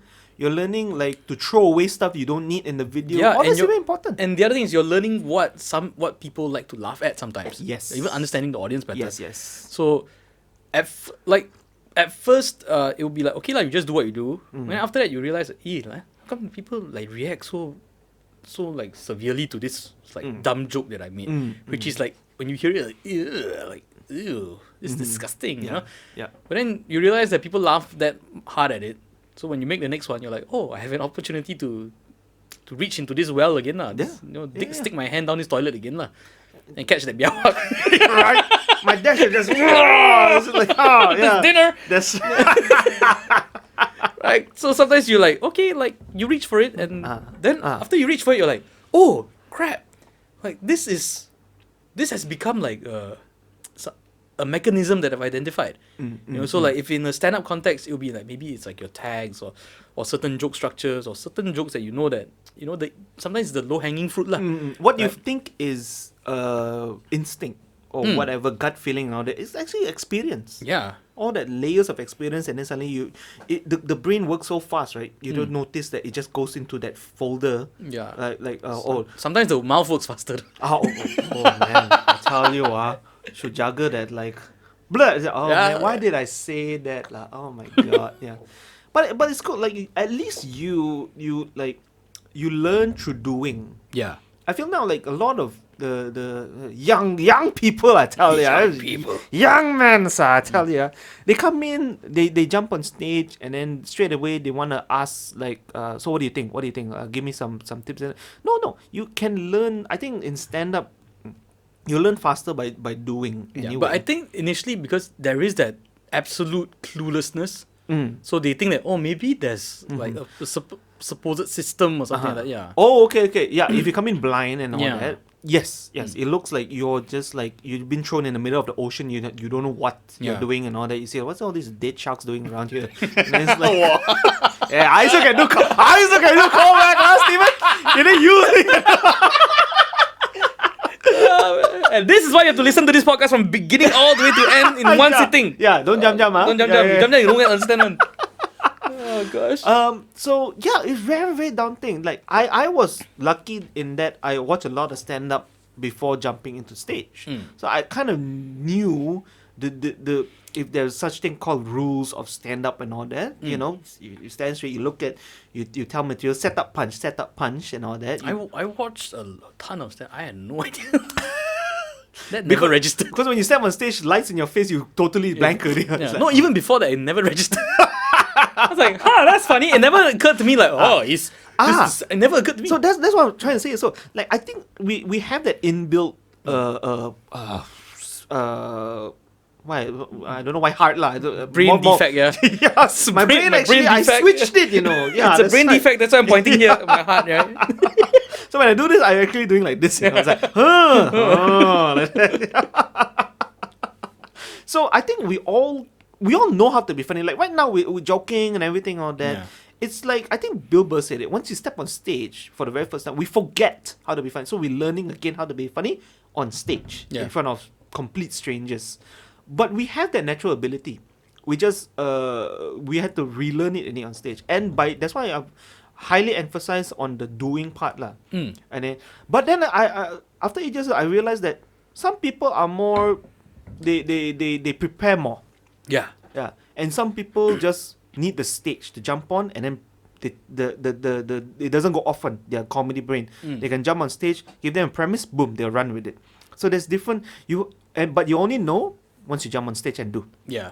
Like you say, so you like you want to do videos, you didn't know how. Just do lah. Yeah. The world, once you put it out there, right? The world will tell you one. Yeah. For better or worse. Yeah. And here's the thing, yeah. I know a lot of people out there want to do like videos, but they're like scared lah, don't know what to do, scared people don't like lah, whatever. Yeah. And I'm like, no one will watch your first video. Right? No one. Yes. Right? Yes. Don't expect anybody to watch any of your crap, right? Yeah. You'll get more people watching after you become famous, going through the oldest video. So when you go in with that mindset of like, nobody's going to see this. Don't worry. You don't worry. Just put it up there. Because the fact that you put it up there, it puts you ahead of like the 99% of people who aren't putting anything out there. Yeah, how Malaysian YouTubers out there, Annie? Yeah. By you doing it regularly and being part of that, you already, like the stand-up scene. Yeah. We are like, I would say like, now also 20 plus regulars. I'm not even talking about like people like full-time comedians, just regulars 20 plus. That puts you in like 0.001% of Malaysian population, you know. There are stand-up comedians. Yeah. We could have been the billionaires, but we decided no lah. Hope still to be rich. But yeah. Hope like you're hoping. I keep hoping, just hoping. Yeah. Hope lah. A new an old hope. Oh, no old hope. It's like Mahathir's old bio. You know what, Steven? Your podcast is going to be so popular. You're going to get Tun M going to sit here one day. Yeah, that's right. I think by that time I have to like use a Ouija board. I'm just kidding. I hope not. He won't die lah. You know, Tun M will outlive all of us lah. Right. Come on lah. Yeah, we'll be old. He'll still be like cycling somewhere. Someone will be trying to like attempt corruption, right? Take money from the coffers and you just come up, rise up from Langkawi, middle of a beach resort, cycle his way into like into Parliament. So just do lah, right? Yeah, just do. Like, people forget the power of just doing it. Correct. and stop thinking about it. Just do it. Yeah, get consent, if you're even thinking of that. There Don't is just that. simply do. There is that. If it's yourself, then you're fine. Yeah. Abuse yourself. Yeah, That's the only one person you can abuse yourself. and it's usually something very simple. It could be making one phone call, whether you want to like start selling stuff online or whatever. You don't need to figure out like exactly what you want to sell. Yeah. The You fact learn that- on the way, lah. You learn on the way, like you don't have to make money everywhere. You That's just start and just do I'm something. really scared nowadays. Like a lot of people, they want to. I also fall victim. I don't know something. I straight away YouTube, Google, like how to do this, how to do that, and good. No, actually good. They give you the step by step on exactly. that. But unless you do it, practical, you actually go and do it yourself. You won't know. Yeah, 'cause those like, tips won't help you. YouTube has created a lot of YouTube experts. So people will just watch stuff and they remember all that stuff, but Yeah. they've never practiced it. But they're like, Yeah. how to fix that tire. Yeah. There's a hack for that. Wow. Yeah. You're using that out of context. Instead of if you want to get the nail out of the tire, you should just like spray cream cheese around it. Yeah. I saw that on a viral video. You got lemongrass, super glue, and cotton candy. And then just massage the tire. Yes. Oh my God. Yes. Go do, guys. do it, yeah. I will tell young people, you got time, just fail and do. Just don't over exert too much, but definitely use your youth and vigor and go for it. Like as you stand up, right? It's only after you do it the first time, then you find out how much you don't know. Yes. And then you do it the second time, then you find out, Yes. okay, now I know a bit more than before, but I still don't know everything. Yeah. Then you will hit that point where like, oh my God, I don't know anything at all. I still don't, there's so much I still don't know. But then you have two choices. One, do some more. Two, pack your bags and go home. That's right. Yeah. Right? That's it. It's Yeah. really that simple. Correct. Yeah. I don't know why we are giving like life advice when it's just like, No, it's for everything one in life out there. Just do any. let's do it. Yes, yeah. do any. You want to start that business? Go. You want to wanna scold cut- your boss? You start. No, you Find a job, another job first. And then go in there like, boss, I tell you, you always wear that tie. I hate it. Yeah. But now everybody working at home, so who are you going to scold? Yeah, exactly. Oh man, working from home. It's amazing. Man, how long have we been talking? Lah? I think we Oh, wow. hour and a half. Hour and That's a half. Good, solid. Yeah. So yeah, What do you? Okay, let's look into the future. Like, what do you want out at the end game if there's such a thing, lah? in the short term, counting from last year, in a 3 to 5 year span, I have a financial target. Okay. So it was because of it was because I came up with that number. So I had to figure out, okay, how do I engineer the path? How do I create the path to that number? And once I hit that number, and am able to sustain it, then I think it's going to be a situation where like either I can just like it's a comfortable zone for me already.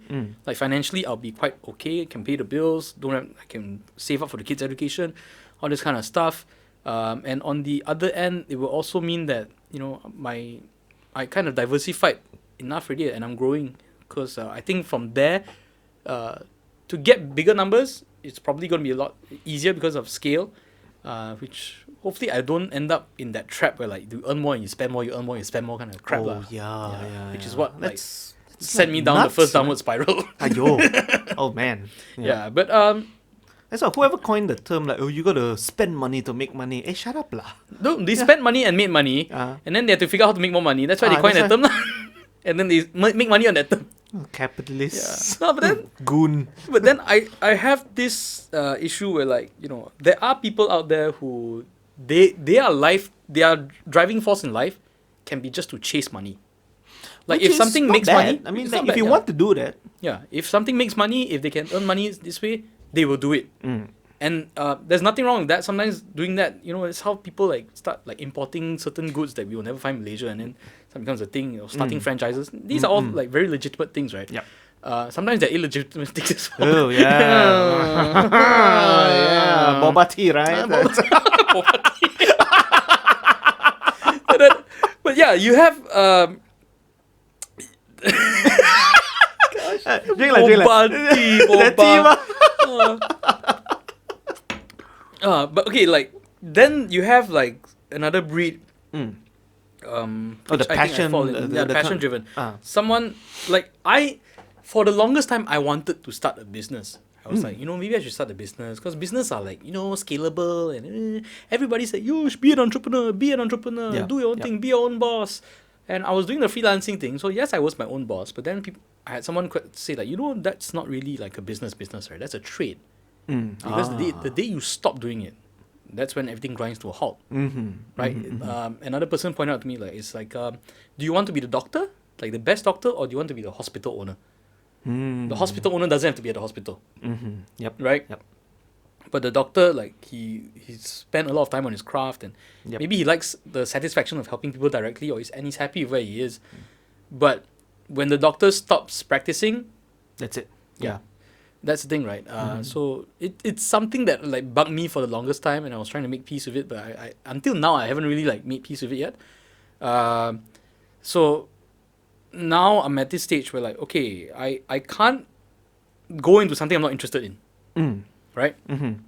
So the whole making people laugh thing, that resonates very well with me. Okay. And fortunately, like with the stuff I've been doing online and all that, I've been getting like very positive feedback. So I'm like, okay, maybe I need to pursue this lah. Maybe this is the big out for me lah. Right. So just keep doing it. And like I said, in the 3 to 5 year term, there is that financial goal. But after that, it's probably, I don't know, maybe grow to another thing, or I don't know, maybe like turn right now my videos are all like just me doing everything, right? Yeah.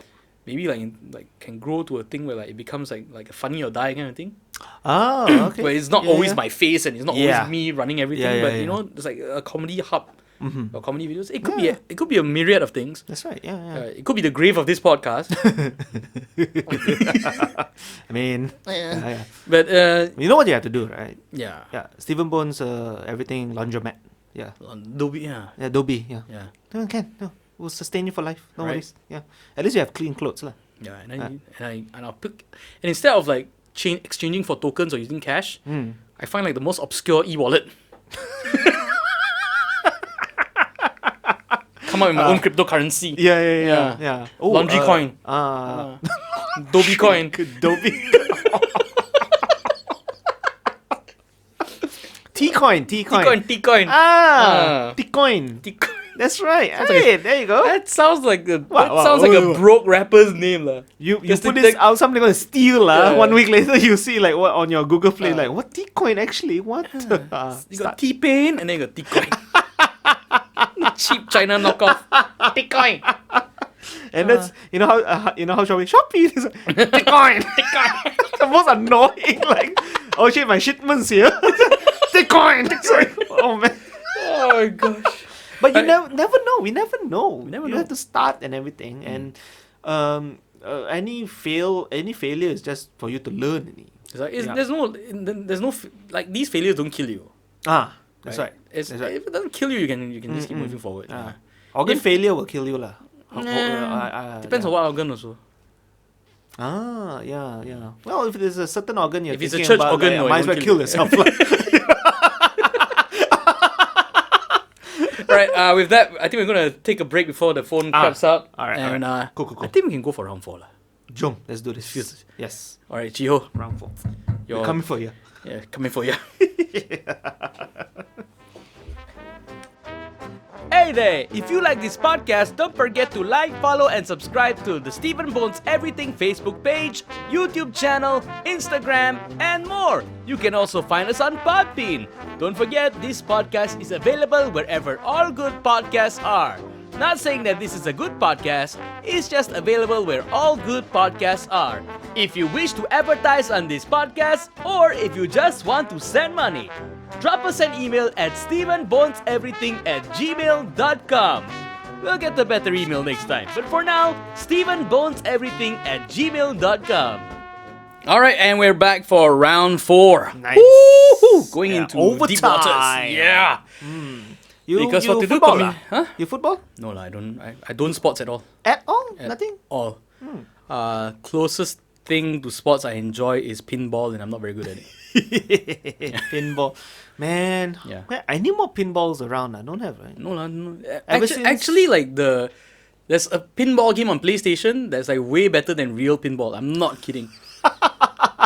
Like, Ow! no, because How is it? I forgot what it's called. But it's like, okay, like for example, like they have a table where it's like spaceship, right? Yes. Right. So you shoot, and then you land your ball in something. Like a spaceship flies into the. I mean, Lands okay, there, I'll give opens you up. all that CG stuff and all that. You cannot expect like your regular pinball machine The in the diner yeah, to like suddenly a spaceship. The best pinball machine I've ever seen. Yeah. That blew my mind and like left me hanging was this Jurassic Park.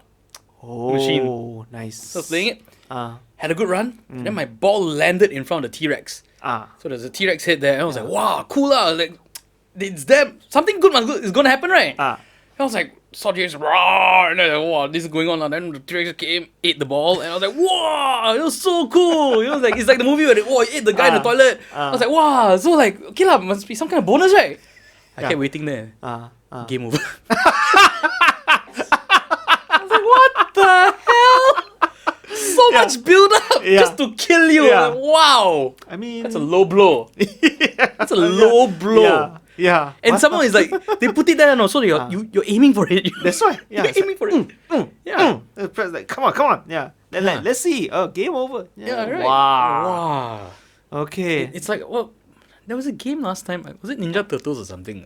On Nintendo or Micro Genius where like you hit a part of the game, right? Where you literally need to restart the game. You need to hit the reset button No on lah. Micro Genius. Yeah, it's part of the game. What? Alright, it's like some legendary shit. You have to restart. You hit restart. Okay. Then only you're able to progress further. And most people get stuck there because you know what? Last time you can't save what. Yeah lah. That's So right. if you hit restart, you're gonna start. You're worried about starting from scratch, right? But uh. they built it into that game where you actually hit restart and then like. Can Man, I need to. That's like meta level, like Right. because it's telling you to do something outside of the game, in Yeah. real life, And- it's like, huh? And you gotta remember, at that time there was no internet for you to research this. That's right. Yeah. If you wanted, like in the States, at least people had the luxury of like they could call like certain numbers to like get like help and all. Yeah. Malaysia, you try lah, you call lah, you see your parents still you still get to have a parents. That's right. Yeah. Son, what is this international call? 500 ringgit lah. Ninja Turtle. They told me to restart. But like speaking of reset. Who you? Segue. Segway. Yes. Okay, this one really doesn't make sense. Oh no. Oh. It's the tea lah. We drink too much tea already. Okay, we spoke about like where I was coming from and where I'm thinking of going with my comedy path, right? What about yours? Okay. Because outside of comedy, I don't even know if you do anything else. That's right. Yeah. Outside of comedy, watch football and mama. I don't know you about anything else. Yeah. That's basically my schedule. And you know, like all these three things don't involve much like females to begin with. I know, yeah. So I you're think, kind of like- yeah. So why don't I have girls? I always wonder. That's what a Keep problem. hanging around guys. Yeah, that's right. No, it's the girls' problem. It's not nothing to The women have excluded themselves from your circles. Yes. What do you think, before I answer that, what do you think about like the female numbers in the scene?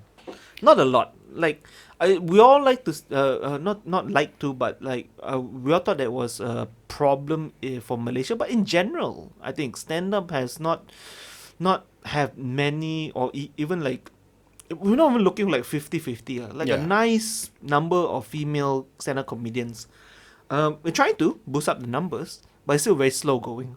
Yeah, I mean, like realistically, how are we going to boost up the numbers? Because I feel like it's not a problem. Like we're not restricting anybody. We're not, we're not discouraging anybody. Yeah. There's nobody in front of the door saying like, cock and balls. Okay, cannot. Yeah, there's none of that happening. So that there is no, and like what?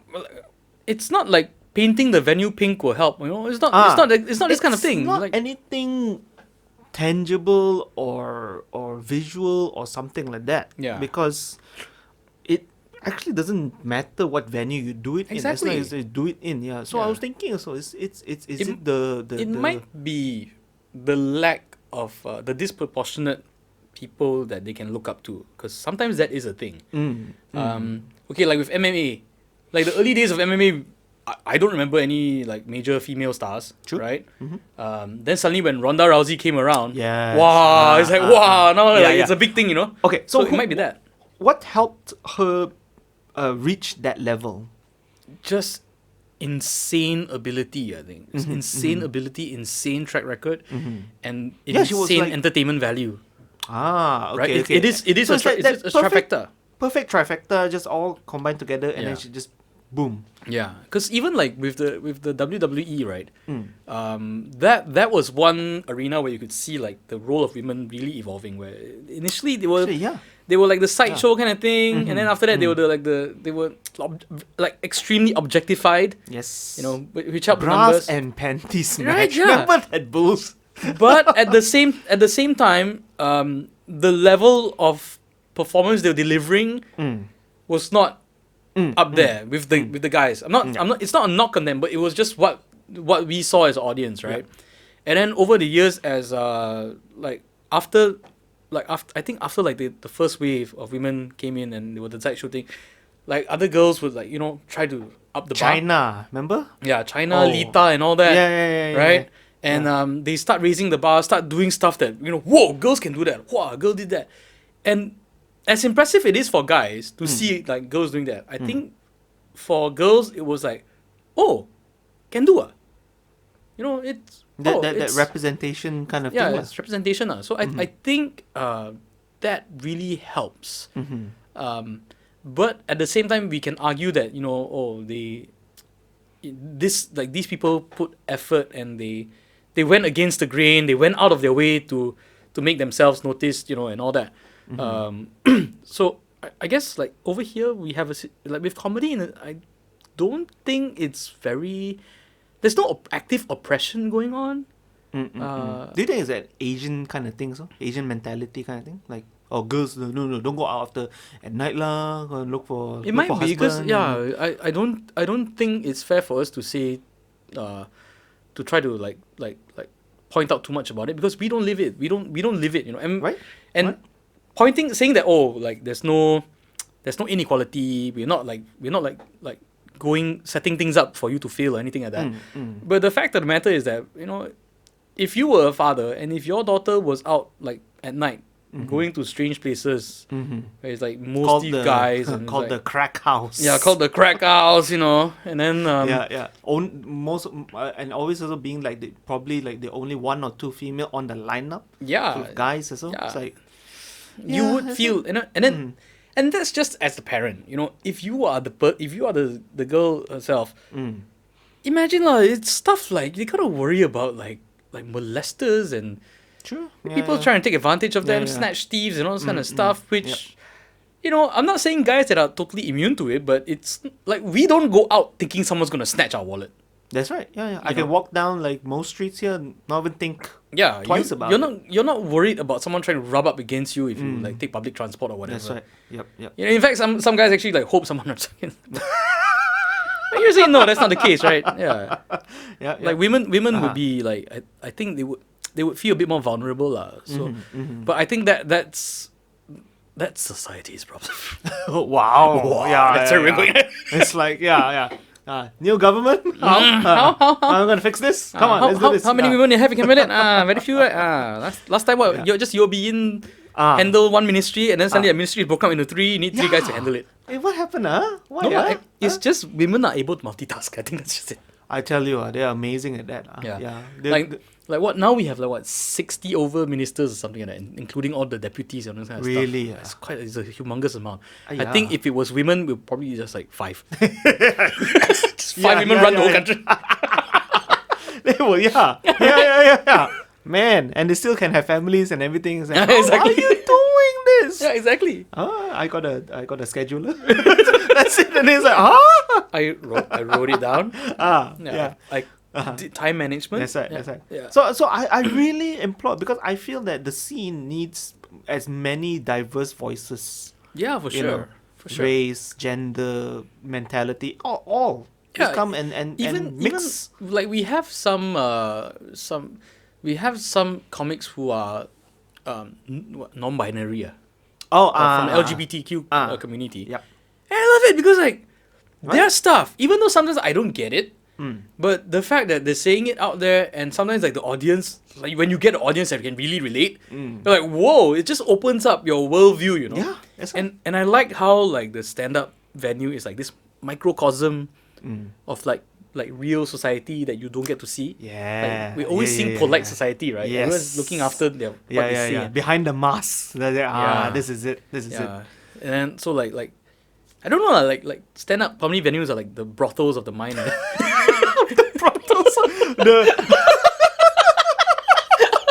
Your dingy bedroom side drawer. Yeah, exactly. All the awful stuff. You don't know where all the eggs came from. You don't know whether they're here legally. You don't know whether they're like, infected or you don't know what's the backstory. You don't really want to know, but you kind of want to know. Yeah.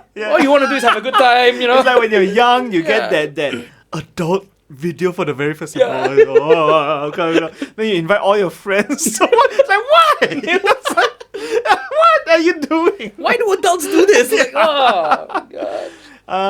Yeah. So even like I think speaking about that also, comedy is such a wide spectrum also. You can have that. You can have the clean, PG comedy as well, visual wise and all that. So you have to break it down. You have to know what you want also, because you got a lot of cases where people just like generalize. Yeah. And say stand up is all about like cursing and just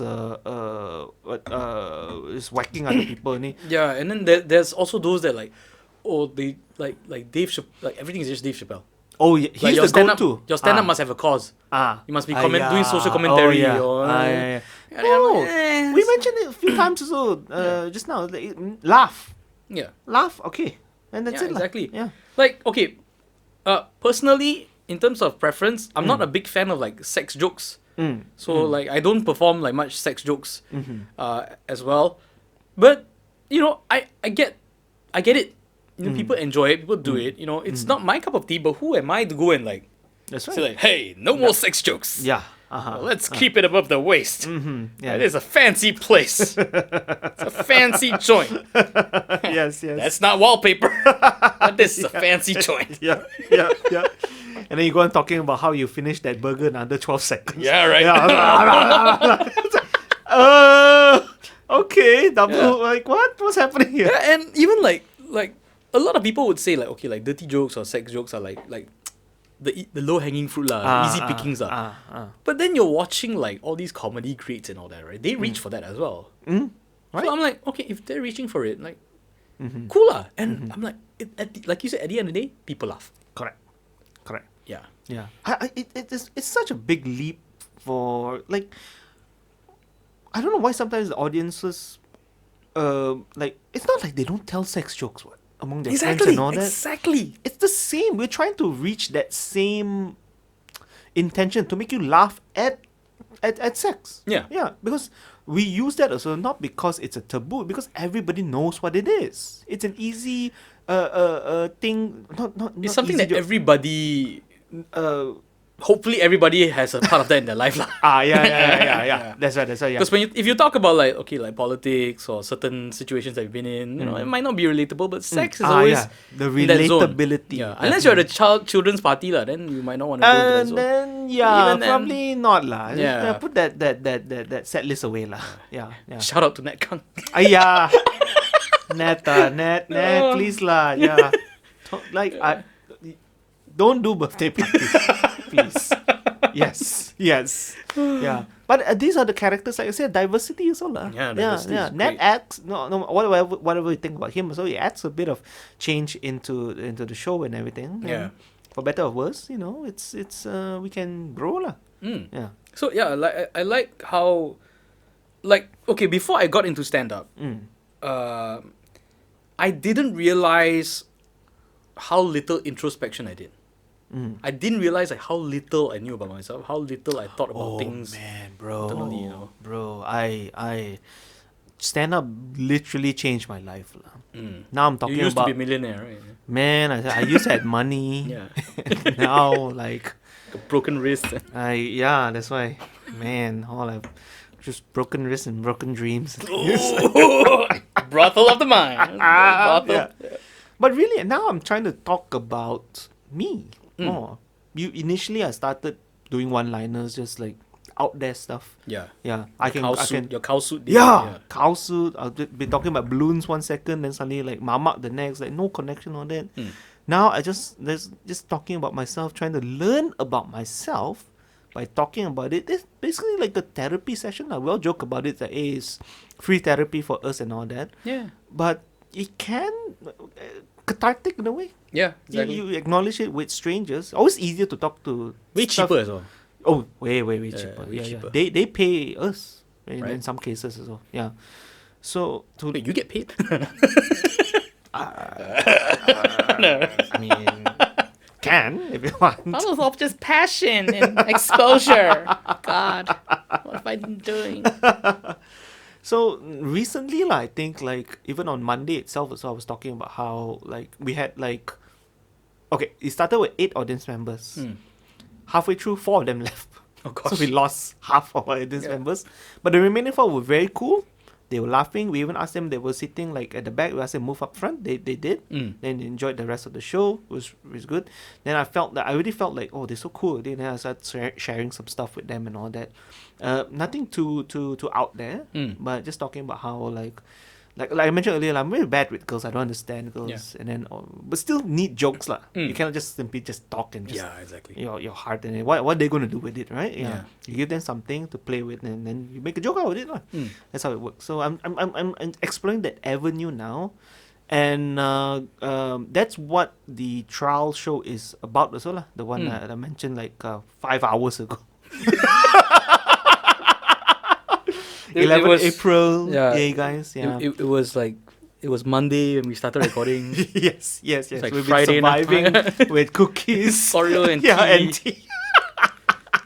Yeah. We don't know if the coronavirus has wiped out civilization yet. We don't. We step out and say, brand new civilization. yes. You're gonna take like this mic stand and just hunt wild animals. Oh god. But okay, where did your comedy journey start though? Because you've been in it for, I knew you this year 8 years. 8 years. April will be, I actually started like, okay, I like to tell people that I started 8 years ago on my birthday because now defunct Comedy Cow Cow, which used to be at the BE Publica ages ago. They had their show. I think they were 1 year in already, and their April show, the date, it fell on my birthday. And I saw that and I thought like, hey, this is cannot The perfect be, gift to myself. Yeah. Embarrass yourself up there for 3 minutes and all that. So I did it. I actually started 2 years earlier actually. There was a workshop, comedy workshop. It was advertised on the radio. I was listening to it and I said, oh, okay, I always love comedy. Let's try lah. So went to a workshop and this was very serendipitous as well because it was organized by our good friend Monty. So Monty organized it, yeah. So went there and then rather than like sit down and write stuff and all that, it's more like he was telling his journey in stand-up and all that stuff, like how a lot of stories about his career lah. Yeah. People like to give Monty a hard time behind his back and all that, but I genuinely feel that he's given like so much positivity to the comics and to the scene in general. And like I feel it's, how to say like underappreciated lah. Like It's honestly we don't appreciate the people that try to do good lah. Yeah, I feel like yeah. we always think of the intentions and like we just come up with random conspiracy theories and all that. You can have guys that like keep giving positive vibes and actively help people, right? For like years on end. Yeah. And then like one day Dave Chappelle comes, do a half an hour and leaves the country like within an hour, right? So Dave Chappelle saved the Malaysian stand-up industry. Yes. That kind of thing, like Yeah. And all of like the people actually saving us like 17 years, nothing. Yeah. I think, but that's one of the It's like a praise the Lord situation. oh Okay. Moving on. yeah. I think that's one of the things about stand-up as well, because we associate with, if you can make people laugh, then you are the best. Yeah. So people that so if you cannot do that first, and then how do you teach?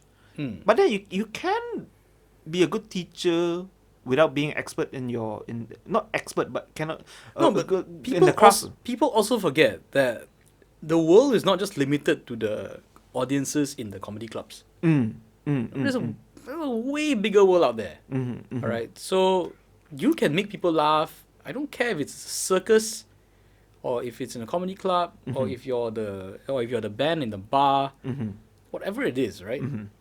If you can make people laugh, that counts to me, lah. You know, if you call yourself a comedian and you perform and people laugh, that counts.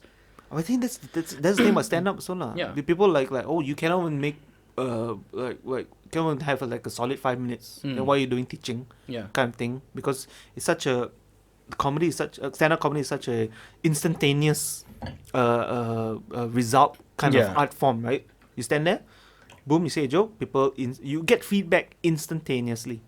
So I think that's why we connect that with whatever to do with stand up comedy outside of actually performing itself. Do a workshop lah, organize a show lah, or that lah. We always come back to like, hey, you cannot even do that. Why are you doing this? Yeah. Which I don't know. It doesn't really make sense when it does, but it doesn't as well. Because again, from what I see, it's like, okay, like if we were, let's say, best case scenario in the United States, right, where everything is happening. I don't think serious comedians who want to pick up comedy full time are only pursuing stand-up and only looking at stand-up. Oh no. It's not realistic, right? If they got, I'm sure they'll be working on their writing. They'll be looking at pitching sketches, getting their their scripts together so that they can pitch for writing jobs, getting gigs on TV shows or whatever, doing YouTube channels, whatever it takes, because the fact that you chose comedy, you have shot yourself in the leg, right? In terms of survivability. Right? Yes. You started you basically just chose like the expert mode on a video game. Like. Yeah, exactly. Yeah. No country suffering from like economic turmoil ever said, you know what will save us? A comedian. No, never. No country, no matter how successful it is. You know what we need? A comedian. No. You go to the welfare office like, just be a comedian. It's not viable. Yeah, exactly. It's a horrible way to make a living. So it's something that's deep down. Yeah. It's that spark lah. It's that passion. It's that drive lah, like we say, that wants to push us to do it, and then after you can do it, like actually live off it lah. Yeah. Living off it is like the big bonus. Oh yeah. Right. Oh man. Yeah. Then you don't feel like you work anymore. Actually, no. I don't.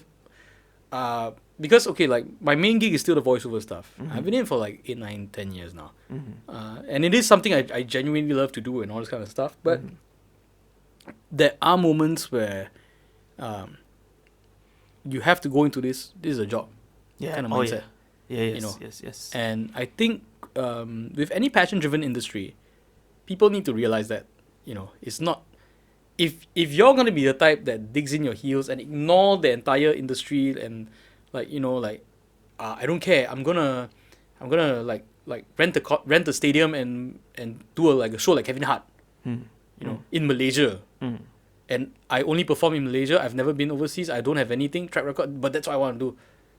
And if you don't have like a concrete plan to get there, and you just like rent the stadium, you're gonna lose money, and you're gonna feel very bad after that because 8 people came for the show and then 4 left halfway. Right? And then you're like, yeah. So I don't know, like over here you kind of have to.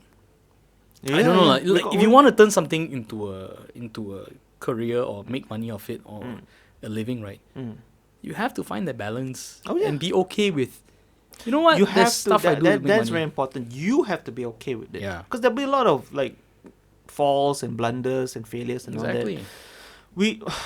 That's another thing. So over here, like the I noticed in the Mamat sessions, all that. So a lot of people just wanna blame and then lament and all that. And I come to the point that it was fun initially lah. Yeah. We just poke fun like, why that guy? Not funny also can do that. That. Now it comes to the point that like It's not helping. No, yeah. It's not. We still at the mamak at 2 a.m. Still talking about the same thing. I'm like, guys, we need to move lah. We need to change. We need to reboot Malaysian Idol. Hey, right?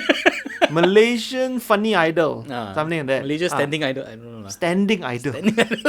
Standing idol, just stand straight and don't move. Yeah, It's a challenge. idealing. It's just like and just listen to this podcast. yeah, you quit. Yeah.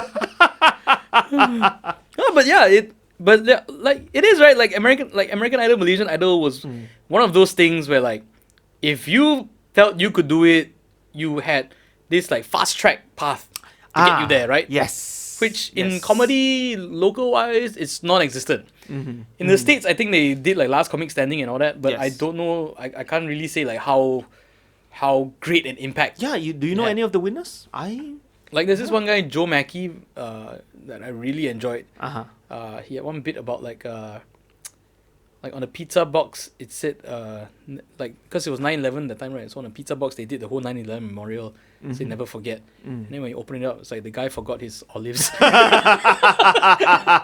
you never forget my olives, you asshole! Like, and that guy was like, I loved him lah, but now it's like you don't hear much, and That's right. Yeah. So it does take a lot to get to where you want to go, and a lot of pains. And we have to realize that you can do everything perfectly, and still not. Exactly. That's how hard it is. Yeah. Exactly. You can do the right things, meet the right people, and all that, and still not. Because in the end of the day, it's up to the audience as well. Yeah. It's up to the public. Yeah. To accept you, to buy your tickets and all that. Right. And like I said, you have to accept that like coming to this. You can complain until 5 a.m. at the mamak and what that, but hey, you have to take responsibility. You have to accept that. Yeah, again, it goes back to like shut up and just go and do something lah. Right? Yeah. Right? Yeah. Zip and do. Zip it and do something. That's right. Yeah. I feel we can go for another round. Do you wanna go for the record? No lah, bro. Do you have a life after this? You say it like that, it's like No. I'll be back in 100 episodes later. 100 episodes later. Yeah. Book me for episode. This is what? No. This is Cannot. like We don't know. We don't know when this episode. Probably. Like, I think it'll be in like the 30s range. You know how like other podcasters, they always have this the returning guests, but next year Yeah. Yeah. Then we continue right off after that lah. Can. That sounds like episode 2, episode 132. Yeah. Just hey, welcome back. I think what complain at Mama again. Yeah. I think what Brian is trying to do is like he's already busted Gio's record. No lah. So Steven, instead of like securing the long-term record, just like I'm gonna break it once now, so the next time I come back I can break another record. Yeah. You see, because that's what Usain Bolt did wrong. He broke the 100 meters too much. Usually 100 meters is broken by 0.01 seconds, slowly. He broke it by 0.1 something, I was like, oh, calm down, man. Yeah. After that, nah. I think Cellcom is going to keep buying billboards forever. All right. So, okay. Your comedy journey has been like 8 illustrious years. Yes. This is the second time you're doing a 1 hour special, am I right? Correct. Previous one was since 1982. Yep. And you can catch that on nowhere. Right? So if you missed since 1982, make sure you go and catch this upcoming one. Hey. Yeah. Brian is doing his trial show. Trial on April 11th. All the details will be. I'll post it up on my socials. Yeah, and if there's links, I'll just down. Remember? I'll CGI that stuff in. Yo. Yeah, it's. Yeah, it come out of the teapot. I don't think I have enough production budget. Like all the budget for the show went to like this pack of, why do they make like this kind of 3-pack Oreos? Who eats like 3 pieces of Oreos and like crazy people lah, I tell you. Single-use plastics and all this kind of stuff. Okay, so yes. Yep. Brian Tan. Yes. Catch him at your local open mic. Invite him to your local open mic. If you're watching overseas or something like that. It's reliable, sir. Yeah. Thank you. Yeah, and don't forget to catch his show, the trial show, and then after the trial show, if the trial goes well, he will be prosecuted. Prosecuted in an hour show. For an hour show. Yeah, after that, maybe that's what they call money. Trial shows, right? Yeah, you go trial and then prosecuted. If you fail the trial show, you just Just go back and hide in your hole. Yeah. Right. Okay. So we're like, How do you normally end? I just like say that's it, and then No, we just shake oh. hands and then we're done. Okay. We're like, Wow. I'm thinking about 2 hours plus in. Nice. I don't know after editing. You're cutting a bit close. I don't know if you'll like beat Chiho on this. Nah, not looking for to beat and everything like yeah. Just do it. Let's try lah. Let's try to create some fake competition. Hey. Give future guest pressure. Yo, last time only 1 hour, then became 2, then became 3. Like after 50 episodes, it's like, wow, 5 hours minimum. What do we do? Can we tag team? Oh man. But yeah, we ran the gamut, man. I like this went so much better than I expected. That I can go for. I hope like this it. podcast will still be around the next time you come back. Hey, no. It's can one, yeah. Can one? Yeah. Okay. So yeah, for the last time, catch Brian Tan's show, the trial show, so that the actual one can actually happen. And thank you again, Brian, for coming over. No. Appreciate My it. pleasure.